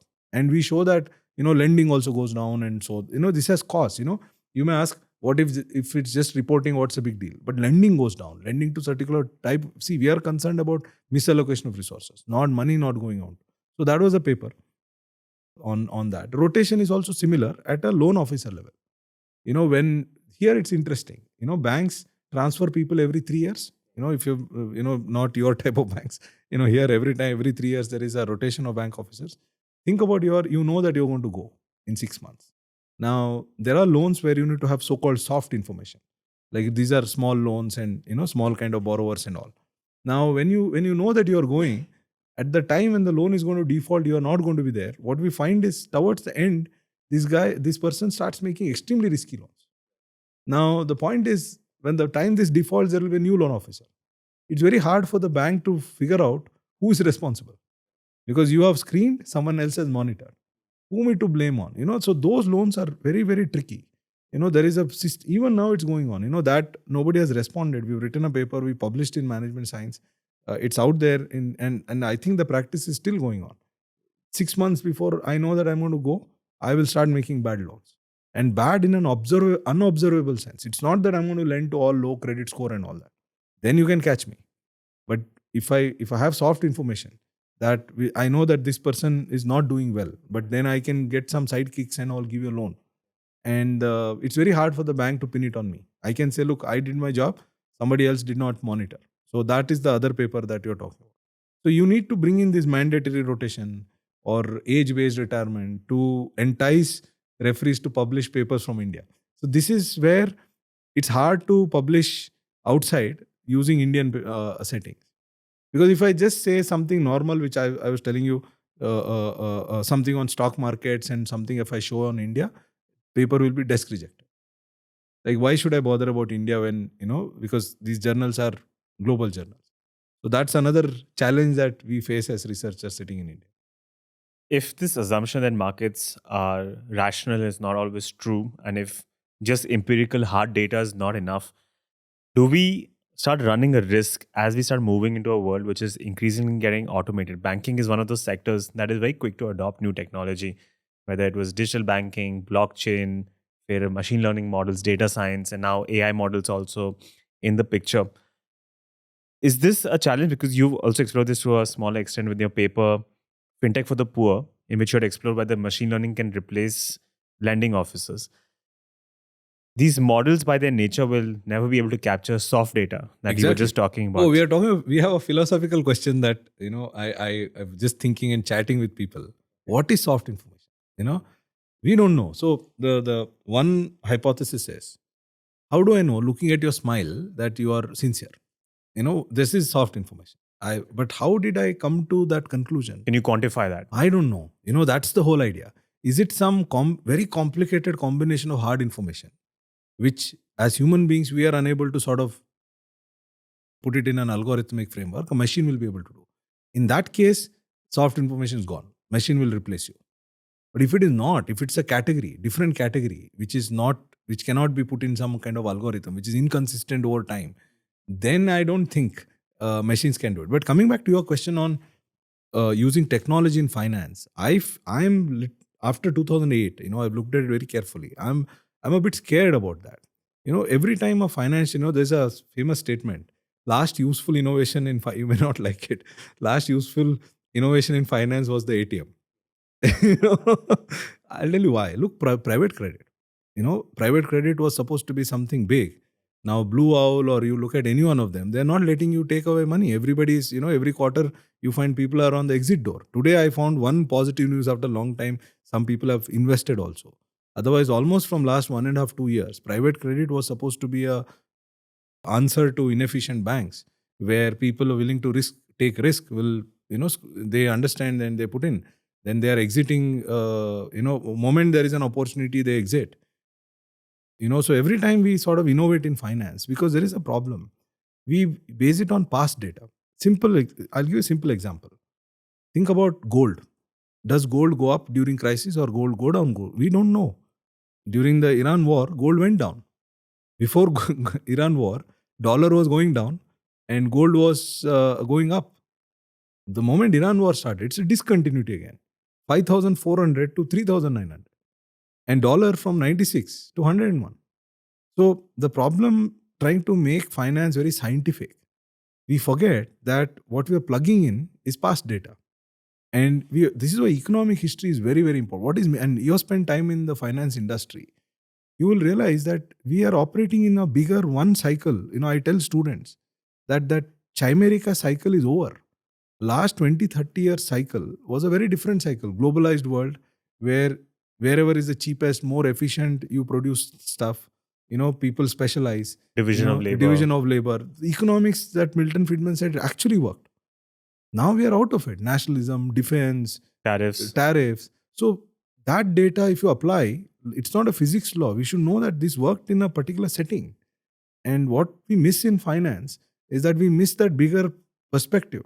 Now if you want to check, I think you should check 60 to 90 data to say what correlation will hold rather than 90 to 2020. Maybe that will give us better clue. For example, Germany is rearming. We are in a different world. Yesterday there's a news that Germany is going to borrow 800 million euros. 800 billion euros. Yes, 800 billion. Almost a trillion or up to 2030. Germany's plan is to borrow 800 billion, almost $1 trillion over next 5 years for defense. So coming back to technology in finance, since you brought up my paper of fintech for the poor, the argument I make is very different there. This is again useful for policymakers. I've tried convincing them, they don't get it. Fintech, what does fintech do? Fintech takes data of you and me who have access to credit, creates an algorithm, and then using that algorithm tries to screen people from anyone. But this is just hard data, right? Hard data. Age, Profession, credit score, income level, shopping, but not these things that soft sincerity, is not there. integrity. That is not there. That is no way they can catch. Let's grant that hard data is sufficient. Let's grant, just for argument's sake, let's grant. And you have very nice data. Let's say you have shopping details. You have utility bills, which is very current, how good you are. You have all of that data and you create monthly a score. Expenditure. Everything you have. Let's say in a thought experiment, you can have anything. Right? Now the problem, even if you have, the problem is, I have a follow-up paper, which I'm still struggling to publish. This is published in Review of Finance. Now I have a working paper, which is going to journals, getting rejected and again going, and I'm in that same process. Hopefully someday, next time when we talk, it will be published. There what I show is more interesting than this. What I find is, your input-output relationship is different for those who do not have access to credit versus those who have access to credit. Now, if your model is trained on outcomes of you and me, there is no outcome. See, this is called selective labels problem. There's a very famous story of New York judges where they wanted to automate bail decision. Right? Now, the problem is judge was observing tattoo. And based on tattoo, whoever had a tattoo, young men having tattoo, judge would jail them. Now, those who jailed, there is no outcome because they're jailed. They don't. You want to test whether these guys will go out to the society and create ruckus, destroy evidence and all that, right? Those who are jailed, there is no outcome for them. The young men who are not jailed were actually good people because no tattoo. Now, machine learned all young men are good. The machine forgot this. This tattoo was not used as a training variable. Now, and it created, you could guess the outcome. Similarly, that's called selective labels problem. Those who do not have access to credit, they don't have labels. I mean outcome variable. Outcome variable is loan performance. Now, then fintechs train their algorithms on you and me and try apply on them. It doesn't work. That's what I show. They are structural. The variables that predict loan performance is different for them than us. Now, us as in those who have access to credit. Now, how did I do that? Now, you should ask then, how did you get outcome for those who don't have access to credit? Again, PM Swanidhi. This PM Swanidhi, people were caught and given loans. Normally, those who would not have access to credit would not have outcomes. I got some lakhs of people who never had any access to credit, who would never get credit, where I used that. And then I said, I collected their savings account data. So this is the thing, if you want to do serious research, a lot of people think professor is just sitting and teaching. Imagine now I have assistants who can go around and do this job. It's not just me. I'll be doing disservice to poor fellows who are doing the job on the ground right now. But I went to a bank, collected this data, savings account data, whatever other data, input data that's available. And I trained an algorithm using only those who would get credit normally. Now I applied them on these people who would not get credit normally. The algorithm does really bad job. But if I now create an algorithm on everyone, including those who do not have credit, and then I apply it on these people, it works well. The message for the industry, now this is useful for industry. We are talking a lot of fintechs, is that you should be willing to lose money, do some experiments. If you want to improve access to credit, put some 50 crore, 100 crore as an investment like tech startups burn. Discover that algorithm for the poor and then lend, that you're likely to do better. Otherwise, your whole full 10,000 crore will go. That's because they're structurally different. These algorithms are not portable from one category to other. That's the finding that I have in that other paper. So that's the algorithmic source. So algorithm, I think we have to be careful while using algorithm, statistics and all that in finance, because when world shifts structurally, these things fail. Is there also a risk of the hard data actually encapsulating a lot of the biases? So for example, Yes. if you train it on models run in the US, they might probably have a bias for, let's say, skin color, because certain communities are not had access to resources, Yes. which might not apply to India, right? The same model will not apply. And Here just there is reserve. You have priority sector lending. You are supposed to give more to the downtrodden. Banks are forced to give to downtrodden. So there is a very nice paper by Tarun Damodar and others. Tarun is an editor of one of these journals, Journal of Finance paper. He does show exactly what you're saying, that algorithms lead to biases. So what I did in my paper that you spoke about, I said, okay, algorithms lead to biases. Let me constrain the algorithm by saying that you cannot not lend, you cannot have, let's say there is a scheduled caste. It can't, the proportion of lending cannot be lower than others. Let's say, even if you put an bias, I show that even then it performs better than loan officers for those who have access to credit. The problem is those who do not have access to credit. That is my paper. When I say fintech to the poor, even if you constrain the algorithm that this much women you have to lend, this much SC/ST you have to lend, it still works. That's the point that I show. So in that paper. But yeah, with algorithm, these bias concerns are there. So just to summarize, I'm not saying we should not use algorithms or formulae, but you should know the context. We should understand the economics behind it. It is not it's not just a technological exercise. And just because you have data and cheap algorithms and try to push through, then things can be bad. We've spoken directly about the role of the government. Let's make it relevant to India. And in all fairness, because we also spoke about these new inventions for short-term game and all these schemes. So I want to create a comprehensive report card for the Modi government. Now, just to give some context, Jayati Ghosh came on the show last year, and she gave the Modi government an A+ for PR and public perception and an F for everything else.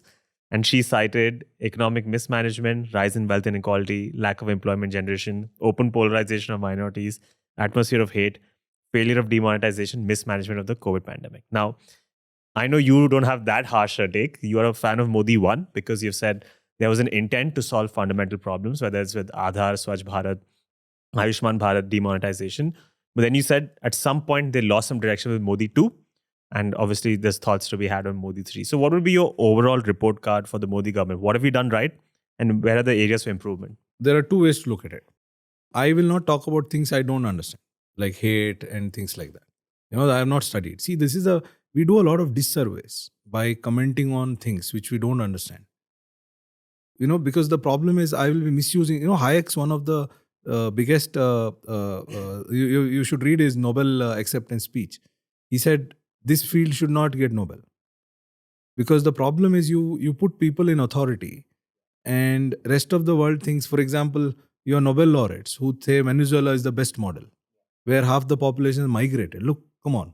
Feet on, ultimate thing, people had to flee Venezuela, I'm saying, during previous regime and all. People with, so I don't want to talk about things which I don't understand. So it's not that I don't want to make comments, but I have not studied this carefully. Let's only stick to banking, which I'll know very, very well. What was the situation before Modi government came in? Access to savings account was 50-55%. Look at World Bank Findex database. For 50 years, there was no access to savings account. Forget loans. If you don't have savings account, there's no question of having loans. This was the situation of banking. I already explained how fragile were banking. What was done to banking? It was like phone banking, The Modi ji calls it phone banking. Anybody who got loans, infrastructure and all of those people were randomly given loans. Compared to that to today, there is a sea change. Banks are in much better shape than before. So I don't understand wholesale, this is a direct proof of mismanagement. This was like banks were incentivized to, misallocate credit. And think about any other parameter, macro, right? Let's say current account. We used to have a current account deficit of 4-5%. The twin balance sheet you are talking about, government balance sheet, bank balance sheet, firm balance sheet, all of that was stressed. So compared to that benchmark, see, when I criticize, right, there are two benchmarks. One, what was there before. Other one is our Viksit Bharat. Moment you bring in Viksit Bharat, I get angry, because we are not there. I think there's lots to be done. I don't think, if that is a benchmark, I'll also criticize. Viksit Bharat and developed country by 2047, I think we are not close. But compared to what was happening before, the areas that I have studied, I'll give you examples. Ayushman Bharat, healthcare. What I find is, again, using the same, I don't know, you missed that paper. That's my favorite paper of mine. Your link with savings rates. No, loan performance. What I find is, 4 states did not adopt Ayushman Bharat purely for political reasons. One was the earlier Republic of West Bengal, where they would not adopt any of the central scheme. Right. Orissa, Telangana, and I think Delhi. These 4 states did not adopt. I again did the border state design. Those who took Ayushman Bharat, those who did not take Ayushman Bharat. I found a 10% decline in NPA rate of these poor people, almost 20-30% decline in out-of-pocket health expenditure because of Ayushman Bharat. These are things I have seen in the data, documented, published papers. I am not talking based on some newspaper report and all. To say that there has been a gross mismanagement on all these fronts, look at the number of people taken out of extreme poverty. I think in a democratic setup, we keep praising China, but China, we should know, do you want that model, Chinese model? But in a democratic setup, so many people being pushed out of poverty is, I think, very, very rare. So all of these things have, to say that economy has been mismanaged is unfair in my view. But are we in a track to become developed country or 30 trillion by 2047? I give it almost a very, very negligible chance. That I agree, because that requires a lot more. That requires our productivity to go up. One thing that we do not appreciate is the value of human capital. That we don't appreciate. No government appreciates here. We have a recent scheme of China got people from abroad. I'm sure from 2008. China got best people from abroad, and they paid them like $300,000-$400,000. They put their children into best schools. They gave them 3-4 tickets to go back to US. Now, if we announce anything, we have announced anything similar to get Indians from in the US to came. We will say not more than President of India salary. We'll put some secretary salary. Why will anyone come? I think that part is attracting talent, reserving talent. This lack of understanding that, somehow we tend to think that as soon as, all that we need is Vande Bharat, rail, airports, and all of that will make us stronger, and not this human capital. That is completely missing. If you ask me a single criticism of the government, lack of appreciation of value of human capital. Unless people like you who have gone there, come here, do kind of these things, and we value that, as long as we keep valuing only official status, government and all of that, I think there is a problem. And our policies also, I told you, right? Korea specifically targeted value addition. We have to focus on value addition, going up the chain. Some low-hanging fruits like tourism we have to exploit. There are issues of course are there.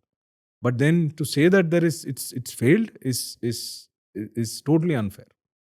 This misallocation of importance and resources from human capital to some forms of cap expenditure, which you have said is often deadweight losses. कि आपने गाँव में अगर road बना दिया या airport बना दिया, you've often cited the work of Novosad and Usher, who say that it's not necessary कि if you have development in a village, that will lead to, so if you develop, let's say, airports, that will lead to local development or local progress for them. You think this is a mistake that's happening? It's not sufficient, So the point is this, this with you, I think there is scope for nuance, but otherwise this gets missed. Okay.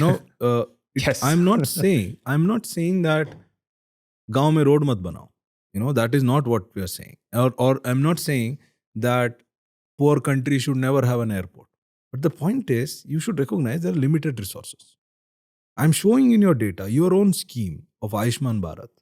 Put in a rupee, it generates at least 3 to 4 to the economy. I have looked at data, established, got it published in a reputed journal, peer-reviewed, presented, your own scheme. Now, when you allocate resources, It requires some more respect than the 10,000 crore that you're allocating. And 7,000 say, and there is a capex. That, let's compare two schemes which have similar allocation. You will be shocked. Ayushman Bharat versus Udan. Now, Udan is you're opening airports in God-forsaken places. I'm sorry for using these words, where people cannot afford to fly. And bringing airports will not make them, it won't give them ability to fly. There's no trickle-down effect. It will not. What will trickle down? Why will you set up a GCC in Gulbarga? Because there is an airport. You need so many things. You may come to my place, Mangalore. You may still set up because we have good education, health. I'll tell you an example of my district. The reason I'm so passionate about this, you should visit my district, Rupee, and neighboring Mangalore. Both are coastal Karnataka districts. Our per capita income. Can you guess? Just guess. No, it's not $40,000. Sure.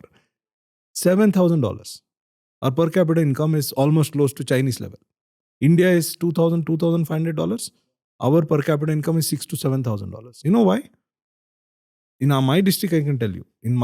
There's a visionary called TMA Pai, one of the reasons, who started education institutions left, right and center. Manipal. You will not believe. I studied in government school, Kannada medium. Because I had access to Manipal, when I went out of my village, when I came to Bangalore, I did not have a culture shock. Imagine somebody coming from Bihar or somewhere, poor people, or in Karnataka also. I think their 5 to 10 years gets wasted getting adjusted into the city culture and getting assimilated.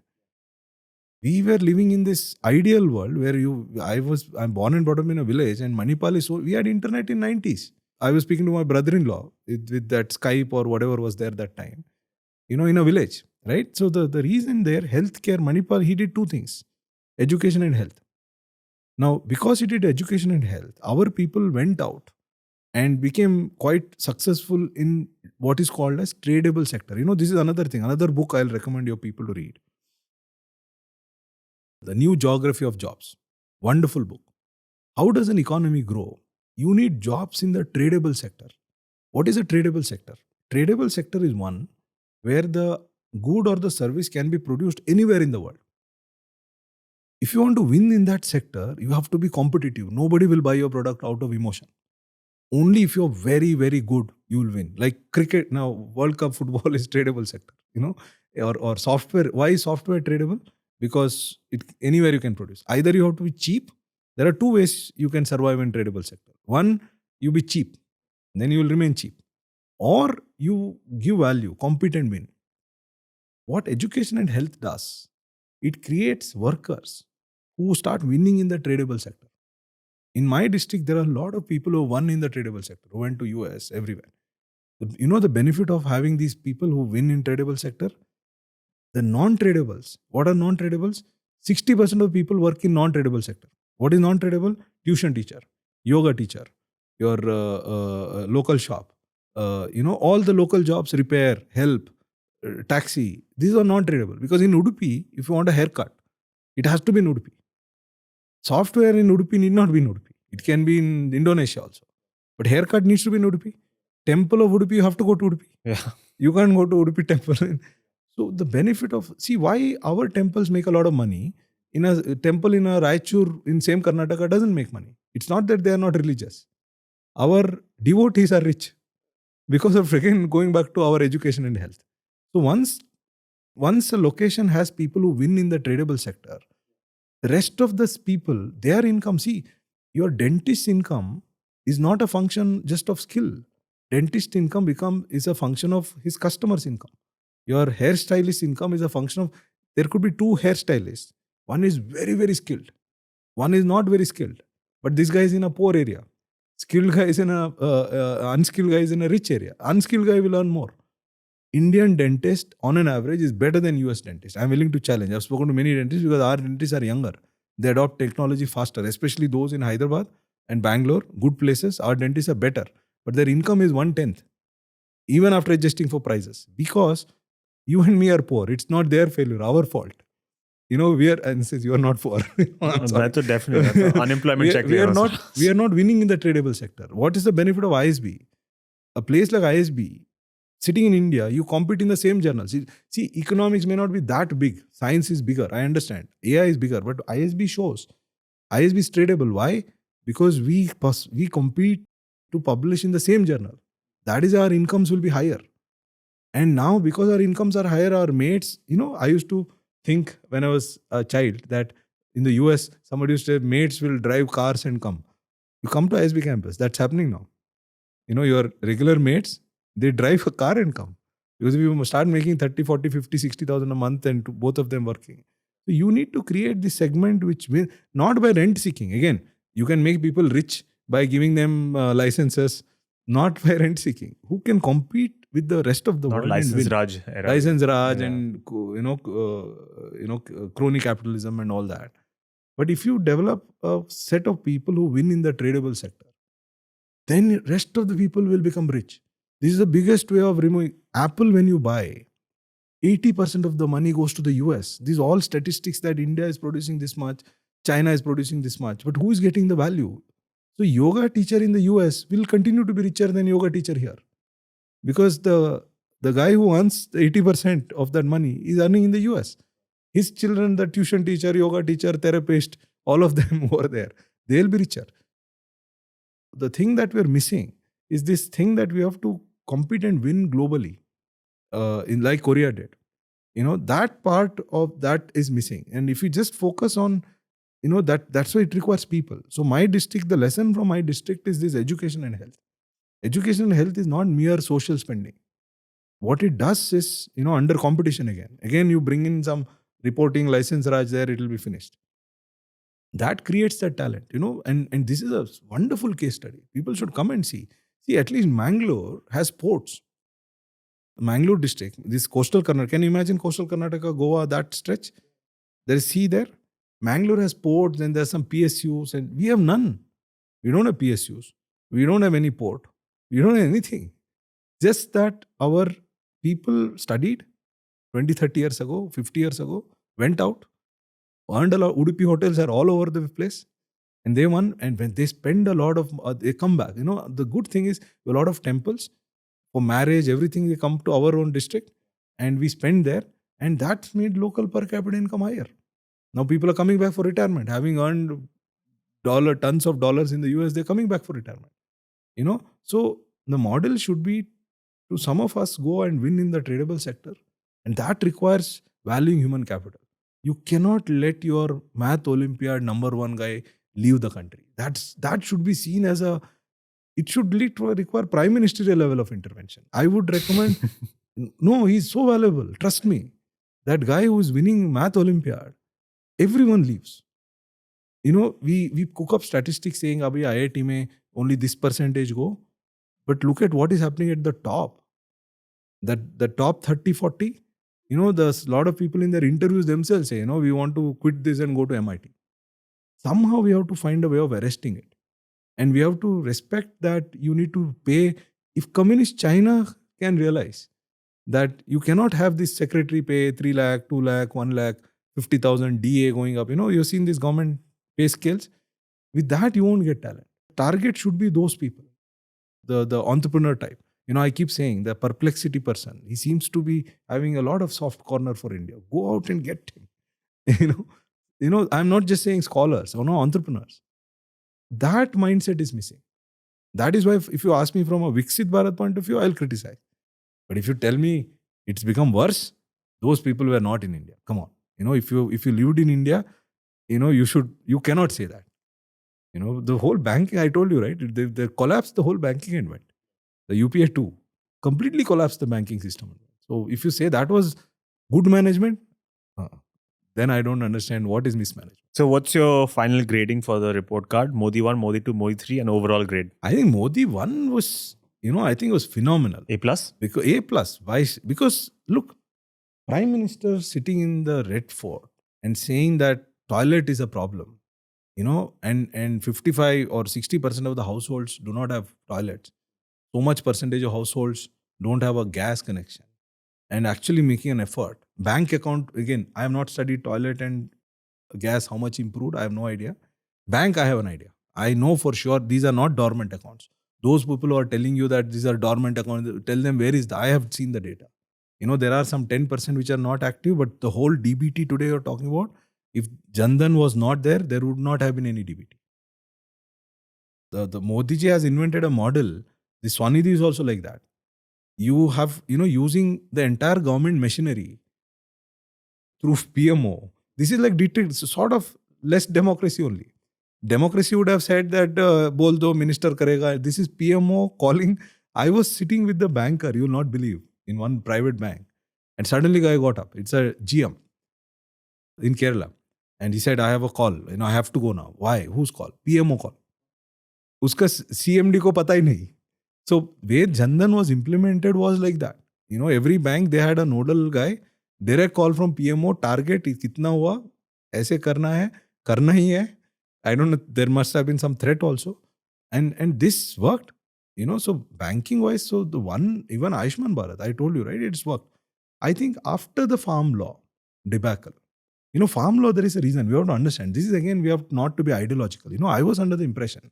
Do you have some time for farm law? Can I go on? I have a lot of time. Okay. Depends how much time you have. No. So raat tak rahenge. No, farm law is very interesting. This is where we have to be empirical. We should not be, I'm Milton Friedman fan, so anything Milton Friedman says is right, or I'm Keynesian fan, or moment I see it's a BJP government, then it's bad, or religion X kills religion Y, then it's communal, religion Y kills religion X, it's not communal. We should go by data. I'll give you this example where I changed my view. I was always thinking, why are these farmers protesting? Because if you go by the laws, they are all pro-farmer. You've seen the law. What are these laws? They did not abolish, they did not say support price is not there. Minimum support price continued. All that farmers had, under all three, I don't want to bore your viewers with the details, but farmers had options. For example, contract farming. This I studied. There, let's say you're Adani. You come to me and make a contract. What I was signing was an option. You understand options, I know, but which is, I'm buying an option. In the sense, if prices, as a farmer, if prices go against me, I don't have to honor the contract. This was the law. How is it anti-farmer? Right? Piyush Goyal had this press conference explaining all of this. But then I was asking, and there was another, eliminating middlemen. Why should farmers have a problem if I pay directly to you? Why are, I was not able to make out that why are these farmers protesting? A cheap criticism of farmers is they are anti-nationals. That's one way you can criticize. They're all anti-nationals paid by, recently Trump revealed that USAID was planning to give some $20 million. And this could be true. And we have seen, again, if you study economic history enough, countries do it. There's nothing new about it. So that's one option. But then what I did was, again, I looked at data. Punjab and Haryana. Haryana had adopted DBT. Punjab did not because of Congress government. Nothing to do. Again, we want this kind of instruments. What we call as instrument. Reason why a treatment differs should be exogenous. Should not, when I say exogenous, it should have nothing to do with economics. It should be something else, politics. Same conditions. Same condition. Some other reason. This is like ideally we want same person. What is causality? Same person being treated and controlled at the same time. You give and don't give medicine to same person at the same time. This is the theoretical definition of causality, which is impossible. This is the perfect idea. Yeah, which is that's why the next best is a twin maybe. Right? Then you do random and all of that, right? So, I'm making a case why our life is difficult. Everybody crips, I'm sure. So I did that. What I found was, when you eliminate a middleman, you know what you're eliminating? You're eliminating their banker. So the middleman, imagine I'm your middleman, or Artiya or whatever it's called. What is Artiya? Artiya gets payment from the mandi. And then I pay you, right? Which means I can give you credit in advance because I know your money is coming. That gives me confidence. And secondly, I know you. Even if that is not coming, I know you so well, I can give you credit in advance. An academic or a non-ground-based view of looking at this is that, that is at a very high interest rate. That's a very wrong way of thinking about it. You know what we do? We say, if I give you money 100 rupees for 10 days and 95 I give you, you pay me 100. We all have learned our compound interest, effective interest formula in our high schools. 5 rupees or 10 days multiplied to the power, how many times it compounds in a year? It compounds, 700 times. and it becomes a crazy interest rate. Then say these guys are money lenders are looting. What you don't understand, why is this guy borrowing? The guy is borrowing because tomorrow morning he has to be discharged from the hospital. 5 rupees is not a cost. Day after tomorrow, his brother will go to Dubai and transfer the money. 5 rupees doesn't matter to him. This compounding annualized is nonsense. Or tomorrow there is a marriage happening and there is some dowry, good or bad, which needs to be paid. Otherwise, marriage will be cancelled. Once the marriage goes through, the guy is willing to work hard, generate that money. His marginal returns are very high. One of the things with poor, their marginal returns are very high because they are operating at an inefficient scale.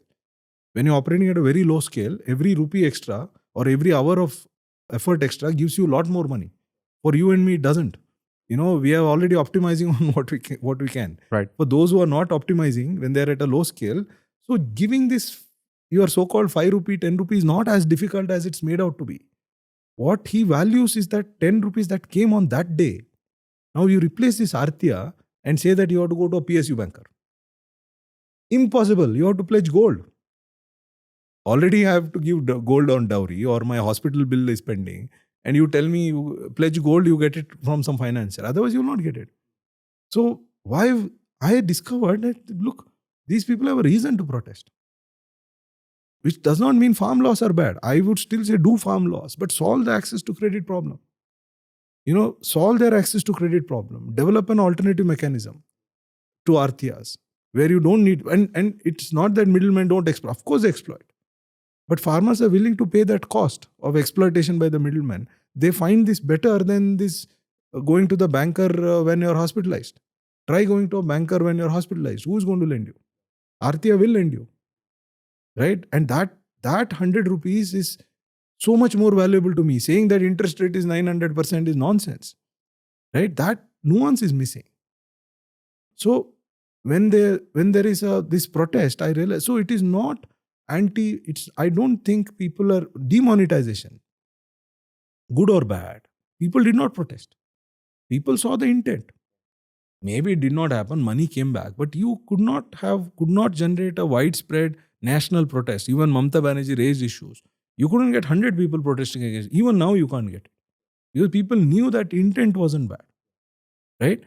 Therefore, when you see some large-scale protest, instead of dismissing, sometimes it makes sense to look. And I was totally dismissed. I was thinking this is all some driven by some outside India forces trying to ignite. And I totally bought into the story. And I wanted to you will not believe, in science, when you try to prove something and the opposite comes, that is the best paper. Because ideally, you should try to disprove your result. The way our method of working is trying to reject your hypothesis. We never accept a hypothesis. Only when you cannot reject beyond the point, we say maybe kuch ho raha hai isme. That is how we conclude. You will always see skepticism in our papers because you can never establish anything beyond a doubt. So here I went with the belief that I will find that Haryana people who have adopted DBT will be doing better. I found the opposite. Access to credit for them who adopted DBT became worse. Those who did not adopt, they were doing better in the border regions. Then I started talking, what the hell is going on? Then I sort of discovered, unfortunately, that paper never saw the light of the day. It got rejected everywhere because standards were not good enough. It's still lying we have the Shahid papers, which just die, don't see the light of the day. It's still there. I may send somewhere, but I've written it up. I can share the paper with you. Yeah. But that gave me a very new perspective. So I think even in policy making, one of the things in economics, if you ask me, this kind of a nuance where, things, maybe there is some information on the other side. Instead of being dismissive. These things I agree, these kind of criticisms, not being able to understand these subtle things, I understand. That requires people who do these kind of things, right? So if you go by qualification, if you go by status, experience, you will not get these kind of things. That I understand. But again I say that it's a F is totally ridiculous. Modi 2 kitna de rahe? A+ to Modi 1 ho gaya? A+ nahi, I think it's reasonable. What's the pass grade? Whatever. Pass grade to hai because, see, maintaining 6% growth in a democratic setup has never happened. Never happened for this long. It looks like we will still maintain 6% for foreseeable future. So all of those who had 8, 10, 12%, they were not democracies. They were not having elections. Either a foreign power was running. We have to be very careful with, again, Neil Ferguson keeps repeating this. When you see historical analogy, you can't pick up convenient stuff from different places. Pick something, whenever we need some execution, we refer to China. Whenever there is some, social welfare, we refer to Europe. We forget that China had one of the biggest benefits for China was a 50% savings rate. Why 50% savings rate? They made sure that the people have to starve. There's no social security. If you don't have social security, you will save. If I have to give you passport to come and work within the city, and then I ensure that you get no social security, obviously you will save. You can't do all of that here. So given all these constraints, I don't, definitely not A plus or not F, somewhere in between is where I will A put C. it. C, A C plus. B minus or whatever. Achha. In our places, B minus is a pass grade. If you get a C, you will fail. Barely passing you're giving. No, it's good. Well, passing is not bad, compared to, 1 year ago, if you had asked me, I would have given D.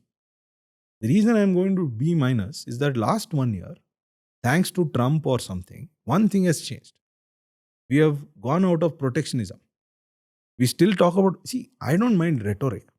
Rhetoric, fine. As a politician, you have to have rhetoric and win elections. Like Vajpayee, for instance, said we need FDI in potato chips, but we don't need FDI in potato chips. We need in computer chips. This is what when I was growing up was told. But then he got FDI everywhere. Potato chip and pickle and everywhere came, right? That's okay. What has happened? I think there has been a rethink in the last 1 year, because I see at least one area where there is a tremendous improvement. We are reducing protectionism, unfair protectionism that we were giving. I am for protectionism. If you can tell our automobile industry that, look, I'll give you 5 years protectionism, what will you give me in return? Can you create a Toyota? Can you go and win in Japan? Can you go and win in the US? Don't tell me there is a tariff and everybody had all the kinds of problems all the time, find a way of winning, right? Or at least win in Africa, win somewhere. And can you keep up with the technology? Or at least can you be the one who will have like BYD is winning, with the same protection BYD. Germany is destroyed. German car thing is destroyed. That kind of protection I'm all for. But this unconditional protection, I will put 300% tariff because there is a larger market here and you keep doing tilting scooter forever. That was the policy, and which is changing now. That I think if you ask me, I have upgraded my outlook on the economic growth because of that. The second thing that has very well happened, which is sadly now reversing, is rupee depreciation. Keeping rupee low is the best way of Atmanirbharta. We should stop seeing rupee as some kind of a national prestige or something. Japan yen was 300 when they were growing, before Plaza Accord. 1986, they signed a Plaza Accord, 85. That's after, that's where US dollar got depreciated by 30%. The countries compete for depreciation. Nobody wants appreciation. Only here we want appreciation. So I think we have to keep rupee, I think we got scared when rupee started touching 100 and pulled it back by announcing all kinds of risky measures we have taken. Now, now we are making people borrow and put money into India and assuring them of dollar rate in the future. This is what we're doing, which is very dangerous. After 3 years, they're going to pull out. That will create a crisis on its own. May not. At that time, things are stable. It may not create. But we are taking that risk. In finance, we live in ex-ante world, not in an exposed world. Before the fact, there was no need to do something like that. So I think depreciating rupee is a good thing. Our exports are picking up. But it's tough to tell someone whose net worth is like depreciating also with the rupee, right? No. So I'm thinking from a country's point of view, as a policy point of view. But individuals will not see the country point of view. No, individuals see. No. अगर मेरे savings कल 5% गिर जाए तो मुझे तो गुस्सा ही आएगा ना. नहीं, आपका सेविंग्स गिर गया, गुस्सा आएगा. Good that now you're pushing back. I like this. This, look, another thing I've seen can I criticize podcasters and all that? 100%. Yes. But sir, मैं podcaster नहीं, talk show host. Talk show. Sorry, I'm sorry. Whenever someone comes and claims to be a scholar, there is no pushback at all. Very obvious things. Like things like banking mein improve nahi hua hai, even if I say, I don't get pushback at all. Whereas politicians get so much pushback. Why are these intellectuals not held accountable? Now, after some time, next year, you should call me and say, last year you said this, airports are bad. And now look, because of the airports in Gulbarga, there is Fab factory come up and Gulbarga has become New York. मैंने note कर लिया अगर हुआ ना you wait and watch. बुलाओ मुझे. मतलब I should Yeah. also be. मतलब that never happens. I like your pushback.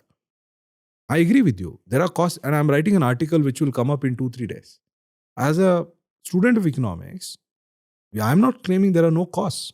Of course, your oil price will go up. Your petrol bill will go up. Imports will lead to some inflation. What about the benefits? The thing you have to look at, cost and benefit. While your 5% might have gone down, the Tirupur guy who's sitting at home has job. My exports, which used to be $34-35 billion, is now $44 billion. Export growth is 17%. And the benefit of export, it's not just export. When we export, and again I come back, we learn. We learn to compete in those markets. We get skills, we get technology. And that has spillover effect on the local economy. Because now, a local guy who is not exporting will also have to compete with you. You started exporting. You learned all the new things. Your knowledge is not in silos. That knowledge will come into your domestic products also. Now, I as a domestic guy to even compete with you to survive, I have to upgrade myself to that level. The positive spillover effect of export is so much that these costs, which some people will bear, is definitely worth it. Of course, there is no policy where nobody will bear no cost. That is why as a policy maker, this is why it is tough. If there is a policy which we call as Pareto optimal, where nobody is worse off, then every politician will do it. The thing is about trade-off. You will have to make somebody worse off. And let's look at data. There is no country of these 5-6 countries which grew at 8. First of all, very few countries have grown at 8-10%. All of these have grown by exports. Tell me which country has grown without exporting. Because it is not export. People miss this. It is a learning from export. The spillover effect of export. See, when I say defense, of course, I'm as a nationalist, one thing it's very sad that I should use the word confess among scholars that I'm a nationalist, right? Among scholars, it's a confession that you have to make because it's quite rare. It's a taboo subject. Yeah, it's a taboo subject. But defense, I don't understand. Keep it aside. But one thing I understand, the defense will lead to knowledge. Lot of internet and many of these things There's a came from multiplier defense. effect.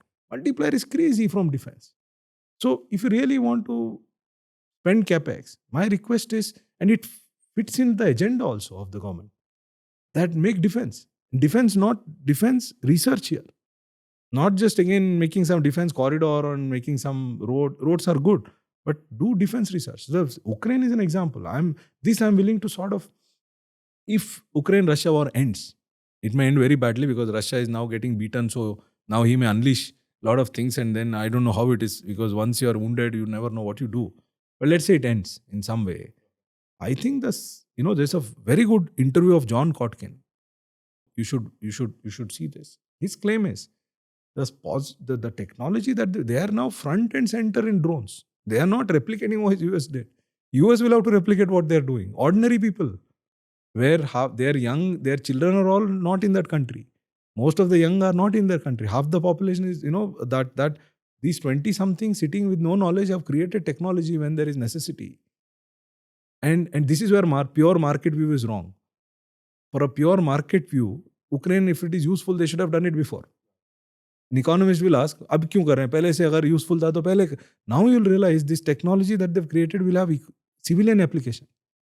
It will have implication on health, it will have application on education, it will have infrastructure everywhere. So I will not be surprised if Ukraine really starts growing crazily. Initially they'll grow because of destruction from war, but sustained manner. So government budget, the focus should be on spillover effects, positive spillover effects. That thinking is missing. And slightly it is coming. That is why, once that comes in, I think I will take it, I'm not saying just to swatch and all that. It's tough now. I mean, as a human, you're asking me to make sacrifices for the spillover effect that will happen 10-15 years on a national level. As a policy maker. No, it's not 10-15. Export is straight away.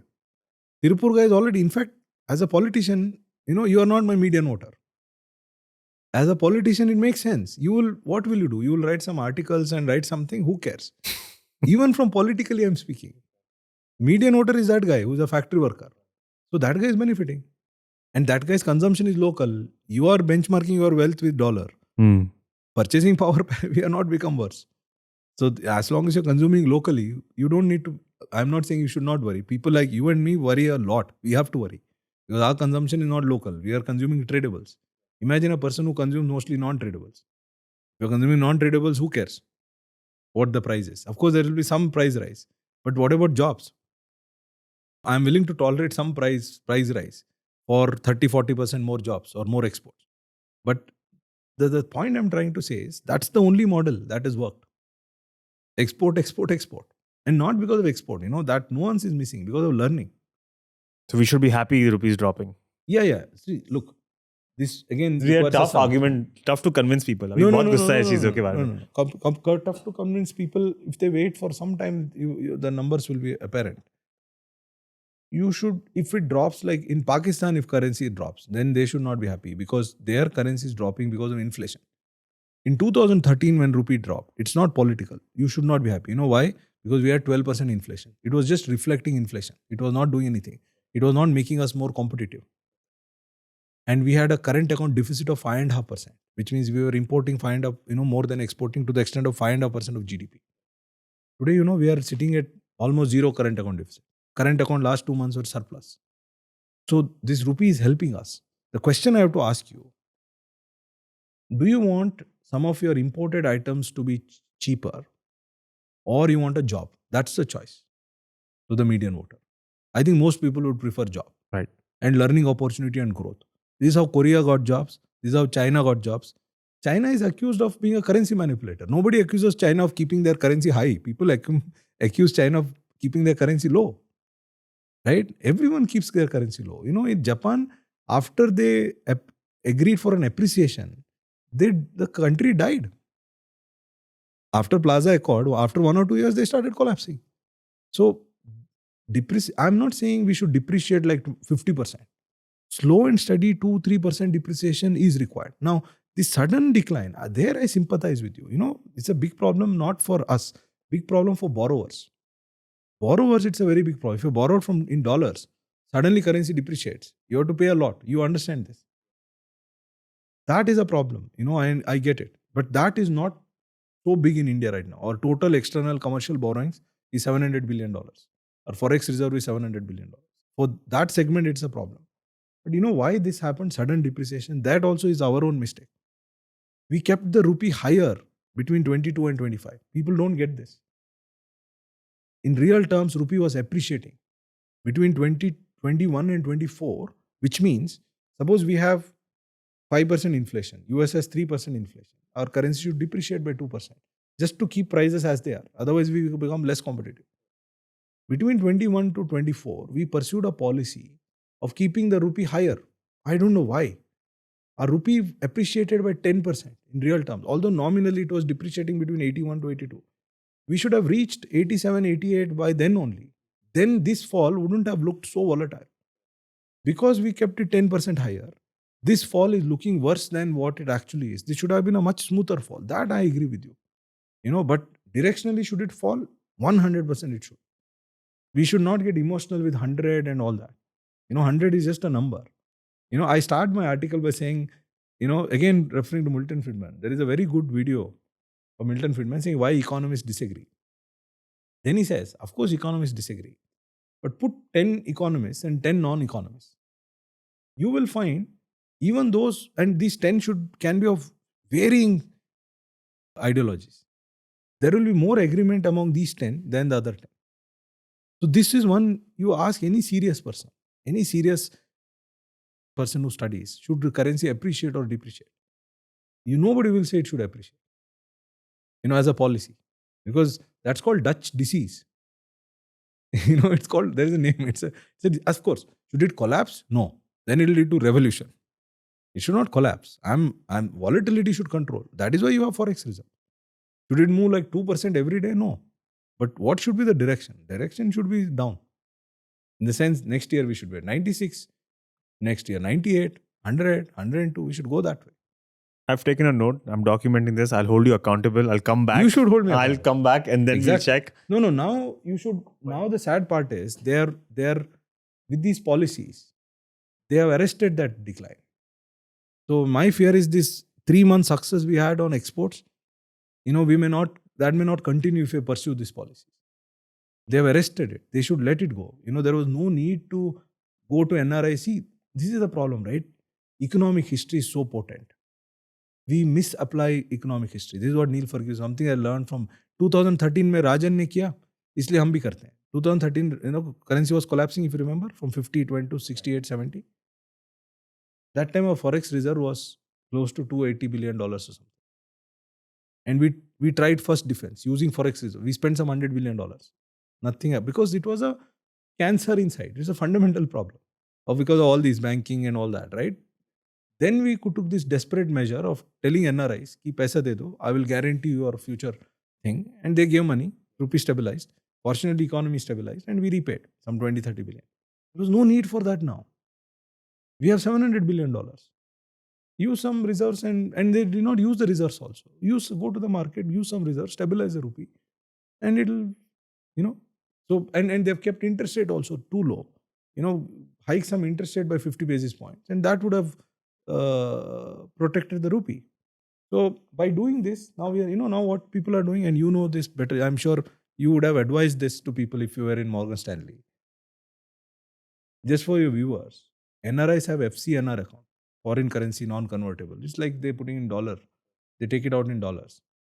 Now in the new scheme, what the RBI said, you deposit money, your future value will be guaranteed after some time. That's where you don't have to worry about currency depreciation, right? But they are allowed to borrow so many times of their deposit. So in the US, you use your Indian whatever deposit, borrow X times. Borrowed money, you put it in India because now your returns is guaranteed and you take it back. So all of them are going to take back after 2-3 years. And that time, God alone knows, if the economy is stable, it will have no problem. But if you have raised like 50 billion, 100 billion, unnecessarily you will have outflow after 3 years. And then there will be a sudden collapse of the rupee. And if that happens, I am not for collapse of the rupee. Collapse is not good because you have to make plans. Business, it will hurt the business plan. I am for smooth movement of the rupee. For smooth movement, this kind is not required. This is like buying time we were not in such kind of a desperate situation to buy time and plead from NRIs or investors. There's nothing desperate like that. 96 was not a sign of economy collapsing and we overreacted. That's what I think. So therefore, if they continue on this path of appreciating the rupee, you can't hold me accountable. You should hold me accountable if they let rupee depreciate and exports don't pick up and people are unhappy with that. I put a caveat. One thing I agree with you is that all of these discussions require a lot of nuance, and I'm happy that you're able to provide it because this is not impossible to even encapsulate in a 3-4 minute answer. Exactly. If you just go to someone and say, "Nahi, arey 100 to ek number hai," so obviously not going to be received favorably. This has been a fantastic banking 101, economics, finance 101 masterclass. A lot of things that you have. When you mentioned, I don't want to bore your viewers, you only said more and more interesting things. And I wish I had more time. We've already got more than 2 hours. I'll definitely come back for a part 2 at some point. Before we wrap up, I have to ask you, क्या लगता है? क्या masterpiece बनाया है Lego के साथ? क्या लग रहा है आपको? My son makes something like that. Is it some kind of a vehicle? Is it a vehicle? Vehicle it is. 5 more points for you. A strong B+ so far. Last 3 closing questions. You've already given us a lot of homework in terms of books, but what are some books, movies, role models have strongly inspired you? It doesn't have to be in finance or economics also. The best book I have read, if you ask me, it's not a classic or anything. One Upon Wall Street by Peter Lynch. Because it gives hope for Aam Aadmi. I was some desperate selling insurance, don't know what will happen to in the future, just had BCom, did not have any elite education. And that time when I read that book, he's saying you can beat fund managers. And the best fund manager is saying, all that you need is common sense. I was like so inspiring. Whether it's true or false is a different story. But and I think it is true, I believe it. Still, I don't know, but I think ideas come, I'll tell you a lot of ideas are unexplored and they're left on the table. That's if you take it that way, which you can discover through. I want to end this with this conversation. It's not at the scale of that you would have done or even Peter Lynch would have done. I used to buy this, I bought this stock called Asian Paints. You know Asian Paints? Of course. Of course you know. It was a star up to 2020, 2021. It was the best performing stock in the first pre-COVID era. And it had gone from 900 to some 3,000, right? And rallying, like all recommendations buy, including, I should say, right? All recommendations were buy, buy, buy. I was in a temple, and in the temple, I was sitting with a relative of mine who is a paint distributor. And he's reasonably, again, you should come to Udupi again. People are reasonably educated. And I asked him about how good, and he was distributing Asian paints. How good is your business and all that? He said, my good business is very good. You know why? These Birlas are coming. Adani is coming. Adani later. First he said Birla. Birla's Grasim or someone is coming to the cement business. And now Asian Paints cannot take us for a ride. You know, they're offering better terms. And somebody else is also trying. Now, this is what Peter Lynch for you. Price is not reflecting this. Now, I had some chiller money. I know should not even, my money is not Peter Lynch level. But still I sold. And it helped. And, to go and check now, it's also 2,200. The star, I got advance information from I tell students come and ask me, what should we study? What should we study? I said, go to the ground, talk to people, have a network. There's a lot of intelligence out there, which is still not priced in the market. I still believe there is intelligence on the ground, which is not priced. This was the direct example I had. Next time when I met him, it was still Asian Paints was not dead. He said, now Adani is coming. I said, oh, right, bacha kuch abhi I sold. Right? So I'm saying this is Peter Lynch.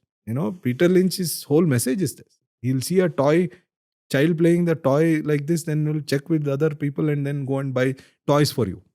Service corporation, he saw funeral. People are booking their, that's the, he calls his dirty stocks. Dirty not in this, people booking their own funeral spot or something. And he thought that this will have great. And that was his 10 bagger or 15 bagger. I think there's a lot of scope for doing that. People like you travel around, talk to a lot of people. I think have a lot of ideas. And one day Modi ji should call and talk to people. What people I'm ready, Modi ji, whenever you're ready. Yeah, sorry. I think there is that message, if you ask me favorite, that's the favorite. Because it gave such a practical and useful advice, which I think is there is intelligence on the ground, which we need to pick up.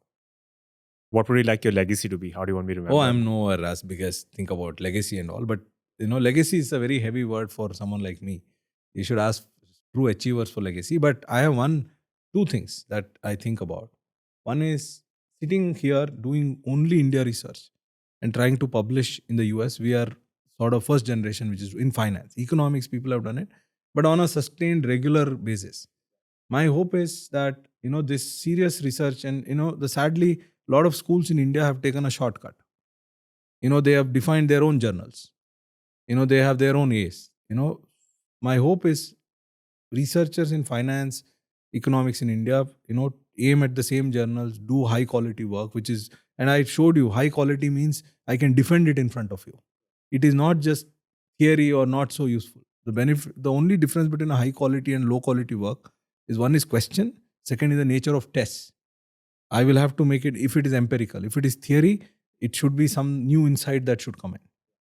That is one of the things. Hope if we can inspire some people to sitting in India to aim at those journals and make useful work for India. The second is we are trying, and we did not get time, maybe we should talk, it's a whole topic in itself. We are doing a lot of things for improving access to credit, especially for women. Because this simple way of scoring can be detrimental. Because if I start scoring people and once next time when they have some health shock, I will completely exclude them from credit. So what is the system that we have to develop so that they are not dependent on groups? Group is a very inefficient way. Microfinance is collapsing all over the world. It doesn't deliver, it delivers some, it has some use, but it's not for growth. So growth, you need individual credit, capital markets and those kind of structure. Can we build something like that for poor? Street vendor is one segment we are trying to build accounting system for street vendors. We are trying to build debt markets for them. Hope is, can we build some equity markets for street vendors? Can we do this for rural? I won't call it legacy, but next 10, 15, 20 years, that will be the attempt that I will be making. Whether it succeeds or not, who knows? I love that you're working in India and for India, even if those journals don't recognize it. It's instrumental work. And it takes generational talents to start a culture, and then hopefully many more will come and stand on your shoulders. So there's already a legacy being built. There's a lot more to come, of course. You're not done yet. Maybe not even halfway there yet. Last question. Easiest one. What is the meaning of life? Prasanna Tantri? No, I'm not quite. I told you at the beginning that I won't talk about things that I don't understand. No, I don't know. Just I would say do your work. Karma.